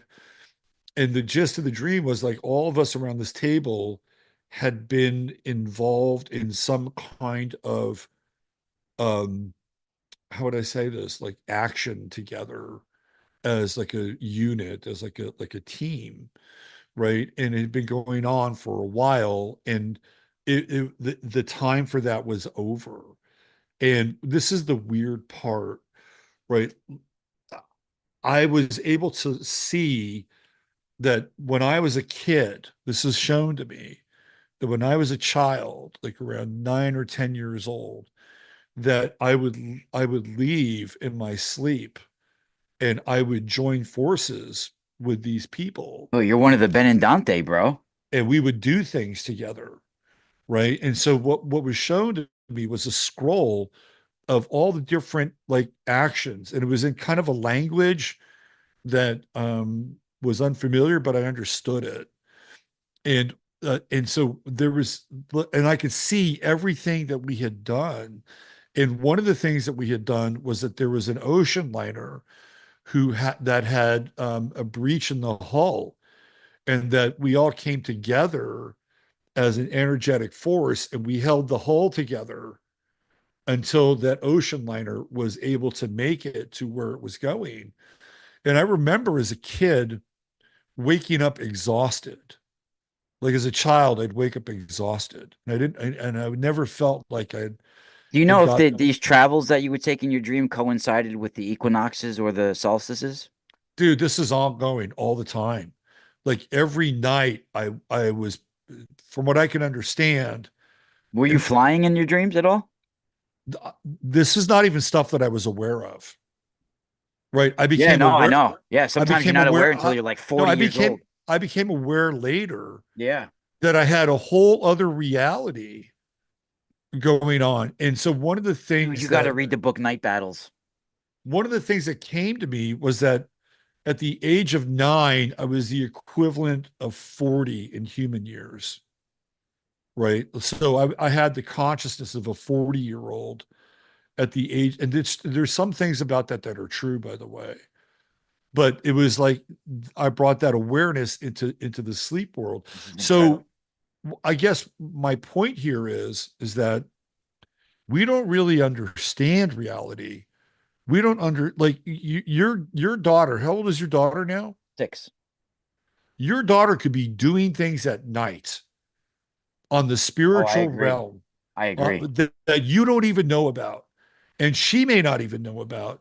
But because she can sleep for 8, 9 hours at a time in a very deep way, like her spirit is free, and she can do all these things that we don't really understand, right? So you asked about strange phenomena, and like I saw that scroll, I do all those things. I do, and I'd been a part of them, even though consciously as a 9-year-old or a 10-year-old, I would have no memory. Because what do you do with that, right? If you're a 9-year-old or a 10-year-old, you're doing this shit. Like, how does that, jive with your everyday life where you're, Yeah. playing fucking soldiers with your buddy or flag football or whatever, right? Playing G.I. Joe. It doesn't add up, right? Yeah, exactly. So yeah, man, I think that there's a lot more to this realm that we can comprehend. And these little beings, they've got different lives in their sleep world, in their dream world. Yeah, I totally agree. Were you connected to toys when you were younger? Like, were you like made a lot of different like narratives with your toys and like they like a lot of energy gets imprinted on toys when Well, you're being an a only kid. child, right? Yeah. Your toys become like your other playmates. So I had the relationships with like I was really into this space guy called Major Matt Mason, right? Like it was a whole kind of space get up thing. And so I was really into that. I was very into Hot Wheels. I loved Hot Wheels. I was a big Hot Wheel guy. And then I would have certain like games that I would have, and then I would master these games, and I'd invite my friends over and kick their ass in these games, right? So that was my relationship with toys. Like I did have Yeah. toys, but I took good care of my toys. Like I did, if somebody fucked with my toys, I was kind of pissed, right? And I always like knew where my shit was most of the time, you know. You get pissed off over your toys, right? Like don't fuck with my toys, man. That's funny. Yeah, I remember one time. I remember one time. This so I don't know why this story came to my brain. One time there was this kid that came over to my house, right? And somebody told me one time, "Hey, you got to watch out for him. He's kind of a thief." I'm like, "Oh, okay." I must have been about 11, Oh 11 years man. old. Dude, I brought him over to my house just to see if he was a thief, right? You were watching them like a No, hawk? no, I didn't watch him. So we're playing around and doing stuff. And I'm like, "Hey," as he's leaving, "come here for a second." I said, "What? Can you empty your pockets for me?" And he Oh man, empties you his shook them down? pockets. Yeah, my shit's in his pockets. Oh my Right. I'm God. like, okay, You're that's all never I coming wanted. back here Thanks. again. It was like I just wanted to see if he was a thief. Like I How much sort stuff of was he taking? A lot? not much. Not much, right? But it was almost like I set it up just so I could see that he was a thief. Like I had no interest in being a friend with this kid, right? I just wanted to see if I could catch That's him. funny. And I did. I fucking caught him. That's funny. Yeah, it's like I would what, have punched him in the face. no, I was just like, I caught the fucking thief, right? Like who He and what was it? What kind of? Like he was just nonchalantly gave it you back it, or just was like, Yeah, oh, he gave it, and I didn't scream at him or anything. I said, "Thanks, see you later." Right? You're not coming over again, right? oh my God. I was, How old were you guys at the time? oh, I don't know, maybe about 11 or 12 or something, and I had no interest in befriending the kid. I just wanted to see if that was true, and it I wonder was. what was the like what got him into that? Was his parents not buying him stuff, or he just got You off on it? know, Because like it the was like whole, because the people get whole, off on it, you know? dude, so there's this guy, like he was a friend of mine, and he's a musician. He was a great musician. His name is Jorge Reyes. And he does this, you could look up his videos on YouTube. He does this Mesoamerican kind of like music. He's really talented, right? I loved Jorge. We were good friends. But he would do this thing, right? He would stay at people's houses and he would steal shit, right? Like he would like silverware, CDs. Like people knew that Jorge stealed. And he never stayed at my house because my house was just an apartment. But like, why, this dude, like, why would he do it? Like, this is the question of the thief. The thief has a different kind of psychology, man. Right? Like, he wasn't poor.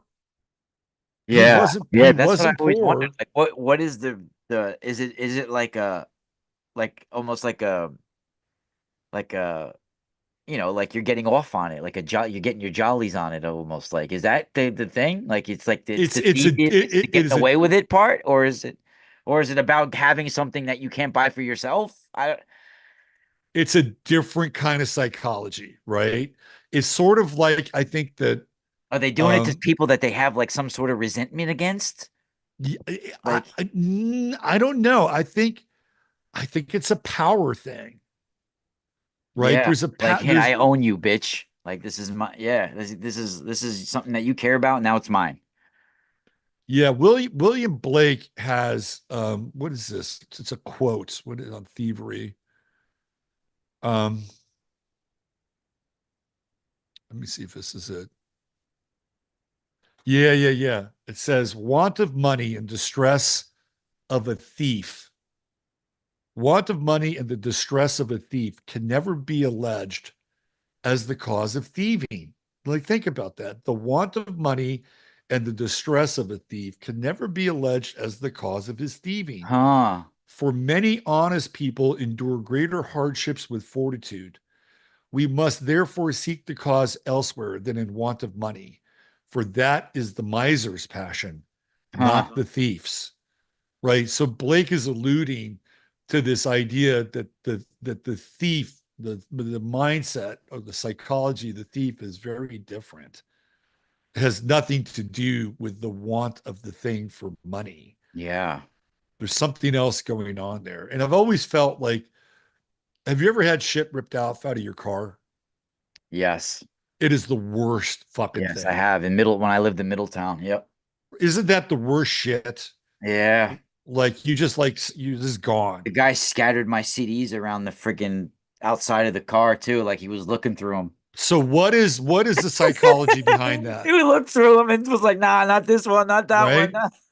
It's like it's almost like they're stealing a part of you, you know? Yeah. Yeah, the fact that they were in there Yeah, there's something bothers me. deeply Yeah. violating about the whole thing. Yep. Yeah. Yeah. There's Yes. also, there's also this thing with the thief where they get over. Like there's a getting over kind of vibe. Like I just got over. I got over on something. Yeah, that's what I figured it is. It's more that like, yeah, like I fixed your ass. Or even if you're like a thief and you steal something from a store, right? Like I just got That over I've all that done. I store. did. I admit I did do it one time when I was younger. When I felt shitty about it too afterwards. I did it I in was a I was a I I was did a it in a ter- record store. I have done it before, but I wasn't something I did on a regular basis or anything like that. It was literally like a one time deal. yeah. It was I didn't like the way it made me feel. I was a terrible thief when I was a kid. I never stole like candy bars or anything like that. I stole the Uh, CD before, and I felt like crap afterwards. It was the feeling of walking out of the store drove me nuts. yeah, I eventually got there, but I had to get there on my own. Like Yeah, there was a period where I was like really bad. Yeah. I was about 8 or 9 years old, and I was like consciously like stealing like, Yeah, you were constantly going like, I'm going to go to the store and steal something.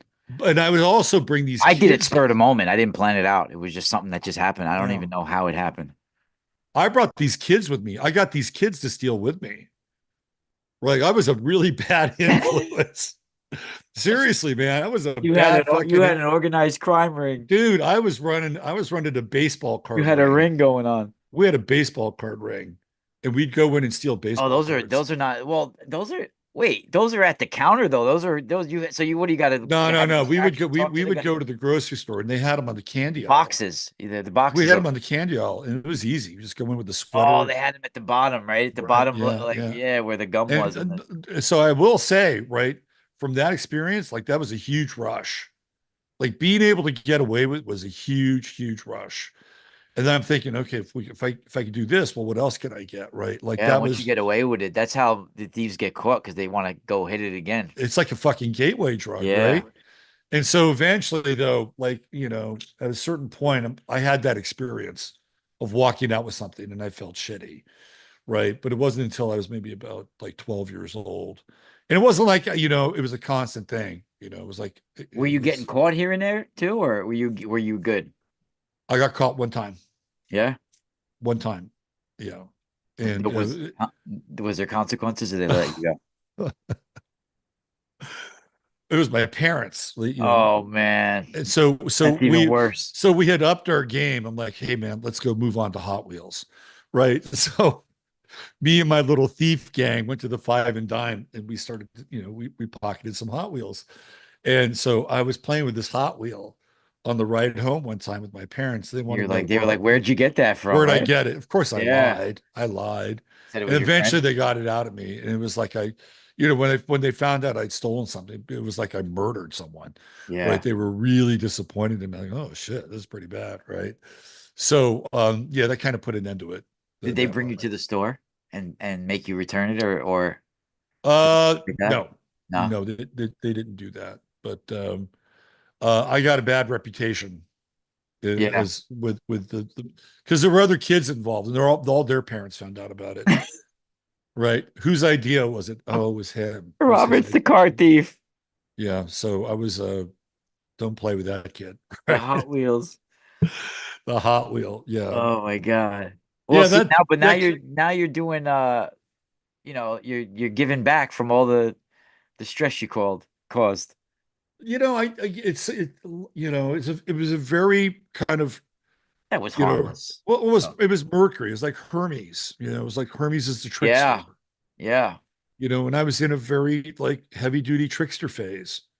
And and I just kind of went through it and moved on to something else. You were part of the music scene, you said, right? For a long time. Yeah, Yeah. Bay Area music scene, alternative stuff, like not like bands or anything. It was more like, world music, international music, electronic music. That was Yeah. like my Did world. you ever Yeah. get into like some of the later 80s, early 90s and mid 90s trip hop sort of UK? Oh, I Some of love that stuff. Like like DJ Tricky or Trick. Portishead? I met Tricky one time Get out of in here. I Adrian met Dawes or something his name? I met Tricky in Miami. I'm surprised you know about Tricky. Most people don't even know about him. Oh, I know Tricky. I know him. Yeah, Yo, I he's been met in him. some like movies too. I've seen him like he was in um He was in The Fifth Element. The Fifth Element. That's right. Yeah. Yeah, I I met can't Tricky. believe this when he was in that I that met one part. Tricky. Yeah. I met Goldie. I met Goldie. Dude, do you know Right. what I have? Most people don't even realize what this is. I got this in 95. Oh, look at that. Look at that. The Metalheads logo. Metalheads. Right. Yep, the Metalheads Yeah. logo, Goldie's logo right there. Yeah. Goldie was cool. I like Goldie. He was Yep. cool. I wasn't a huge Tricky fan. He had a bit of an attitude. Yeah, do Uh, you know they had a beef with each other at one time. was it Like Bjork? Was it the Bjork beef? Bjork. Yep, Yeah. the Bjork beef. They He both, Goldie has a kid with her. yeah, they both boned Bjork. Yep, So, Goldie has a kid with Bjork. I know. Yeah. I liked him. He was cool. Tricky, I was not. I still follow him on Instagram. The Goldie. guy who was hanging out with Tricky, I really liked. Tricky looks like he's got a bit of an ego. He's a He's little like got a full of God himself. complex or He's something. a Yeah, little full of himself. yeah. Yeah. Um, I liked the Martina Topley Bird though when she would sing with her. oh yeah. Yeah, she Yeah. was good. I have her solo, some of her solo stuff too. Yeah. He was hanging out with this guy, Perry Hensel, who was the director of a movie called The Harder They Come with Jimmy Cliff. And he was there and I was talking to him. He was a really nice guy. He was putting up with Tricky. This was Miami at uh, I think Chris he had Chris Blackwell's hotel. he was part of Massive Attack for a little while, wasn't he, Tricky? Yeah, Or he was doing part of he something was like part that? of I think he was on Blue Lines, the first Massive Attack Yeah, record. yeah, Yeah, I mean, I was into that stuff. I loved the trip hop. I loved like DJ Shadow, and it was it was cool. I loved that kind of interface. yeah. Some of the drum and bass stuff I was more into. Um, I kind of liked it depending on who was doing it. I kind of got into Ronnie Size a little bit. Ronnie Size is all right. Yeah. I saw Ronnie Size. I liked some of the more atmospheric drum and bass stuff. Yeah, I Um, like it when it's like a very melodic overtone over the yeah, you know, yeah. So yeah, fast beat. I was very into like ambient. Like there were some really interesting ambient people. This guy Pete Namblick from the Fax label. That Remember the stuff was Moonshine music or what was it? Moonshine was a Moonshine Southern music? California rave Yeah. label.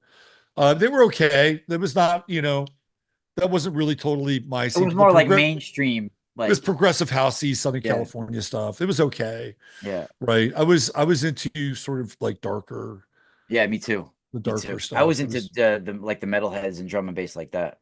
yeah, Yeah. yeah. I like So the more darker stuff. Yeah. I definitely it like was an that. interesting time, the '90s, when all that stuff Yeah, it definitely was. was To me, going down. that's some of the best music that came out is the later 80s, 90s. The '90s, I was also into like the sort of the dirty break stuff, Botchet and Scarper. Do you know that label at all? No, I haven't heard that Adam one. Freeland, I love Oh yeah, that yeah, I've shit. heard that name.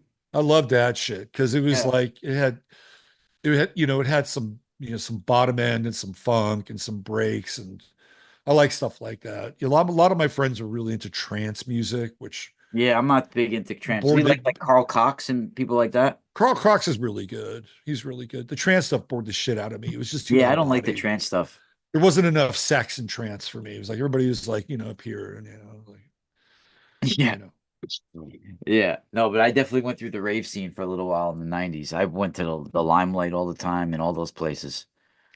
Yeah, Straight. you were a club kid, right? You were like Yeah. deep Yeah, into that shit. I was going for a while. Yeah. Yeah. For Yeah. like 3, 4 years, I guess, all the time during the week. It would be crazy going to school right from there. It was crazy. Did you know Michael Alec? I knew who he was. Yeah. I knew like we had each other's numbers and stuff. Um I wasn't like in his crew or whatever, but like I used to get like acid and stuff from the dude Angel that he killed. Yeah, that's dark. That Talk he about dark, unalived. huh? Yeah. Yeah. Yeah. Well, he was a friggin' weirdo. Dude, he would be the kind of person that was putting and he would like urinate in people's drinks and make them drink it if they wanted to hang out Ugh. with him for the night. Ugh. Ugh. And he had hepatitis and things like that. And he knew. Ugh. Yeah. Yeah. But he Ugh. was a dirtbag. He was a scab. Yeah. Definitely. I never liked him anyway. I never liked any of those guys. He treated people like dirt, dude. He literally treated people like dirt. He would act all like, Some people like being treated like dirt. yeah. But that guy, I knew the guy that he went to prison for killing, Angel.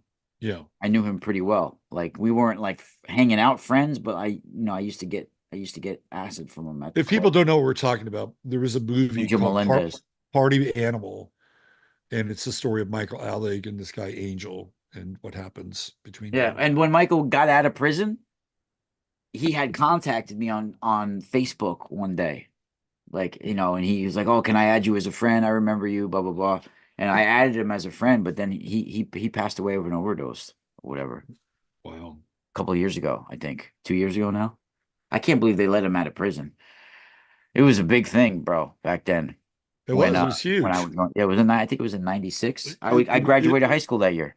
it was the dark side of the club scene. Yeah, I was going there when I was 15 years old. from like when I was 14 or 15 till I was like 18, 19. I went a lot. A lot, Yeah. you know. And yeah, it was dark. That club was very dark because like it was once a Gothic church Yeah. and um like just the different rooms. There was different vibes in different rooms in that truck and in that club and it was such like it was such a people are glamorizing, but it's really dirty. I mean, a lot of drugs, a lot of addiction going on, a lot of weird stuff going on. And I would sometimes like see people's faces morphing in that club because it was a lot of psychedelics. A lot of psychedelics there.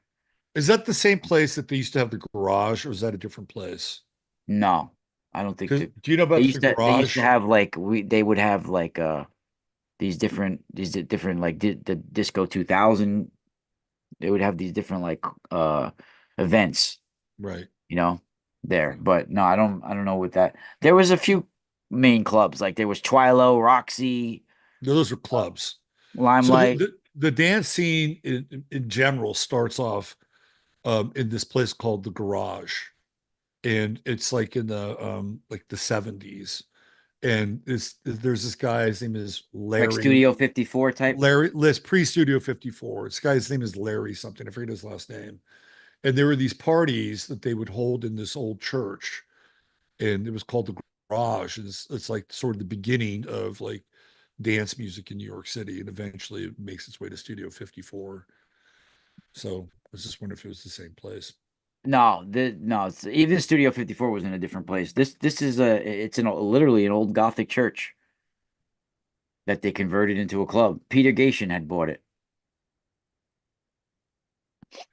I'm just looking up the Garage in New York. The garage, no, there was uh studio that was like Andy Warhol was more Studio Yeah, it 50. was the Paradise Garage, Yeah. and it was Larry Levin was the guy that Larry started Levin, it I've all. heard that name before. Yeah, that was like the beginning of the whole sort of Levine. dance scene, and it was modeled on David Mancuso's Party at the Loft. That's the guy who starts the whole thing off as this Mancuso guy in the Loft. And this is like the very beginning of like dance culture, and it goes all the way back to 1970. I mean, I just was going for to hang out, like and party and dance around and you know, Yeah. Well, it but was, other people different. they had other agenda. Other people I wasn't like part of the dressing up and all do like because there was like the club kid scene where people were like dressing up and taking on these alter egos. Yeah. That was not what I was at all me. Like, because a lot Yeah. of those club kids, they were like literally dressing up very, like androgynous and alter ego type things. They would take on these personas. Not Yeah. me. I would go there with my Celtics jersey on and just hang out and dance. Right. Yeah. Yeah. It was an interesting phenomenon for a period of time. And every city had its own like different vibe. Like if you went to a club in Detroit, you'd get like Detroit techno, Richie Houghton, and Yeah.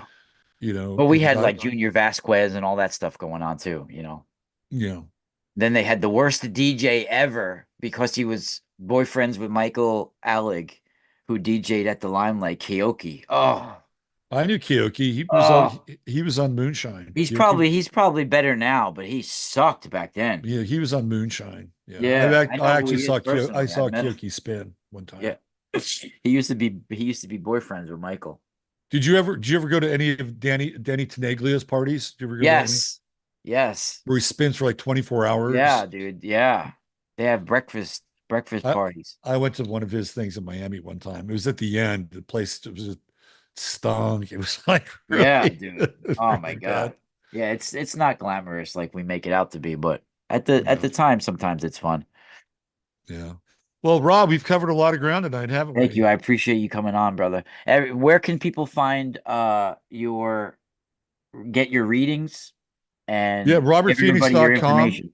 Robertphoenix.com. You can get a reading, but I'm telling, if you want to join my locals, if you want to join my locals, of course, there's two levels to locals. There's members and there's supporting members. And if you join my locals, I've got a reading special going on right on my locals page. So you get 5% off any of my services. Well, not any. I have 4 services that I've targeted for my locals page. And if you're a supporting member, you get 15% off. So robertphoenix.com, you could go there, you can sign up, you can get a reading, or you can join my locals page and you can get the one of the 4 readings that I've targeted for a discount. So there's an incentive to join my locals page if you're interested in getting an astrological reading. So yeah, there you go. Thank you so much for and everybody's loving the conversation we had tonight between, the different questions that you answered and different places we went. People were really loving the conversation.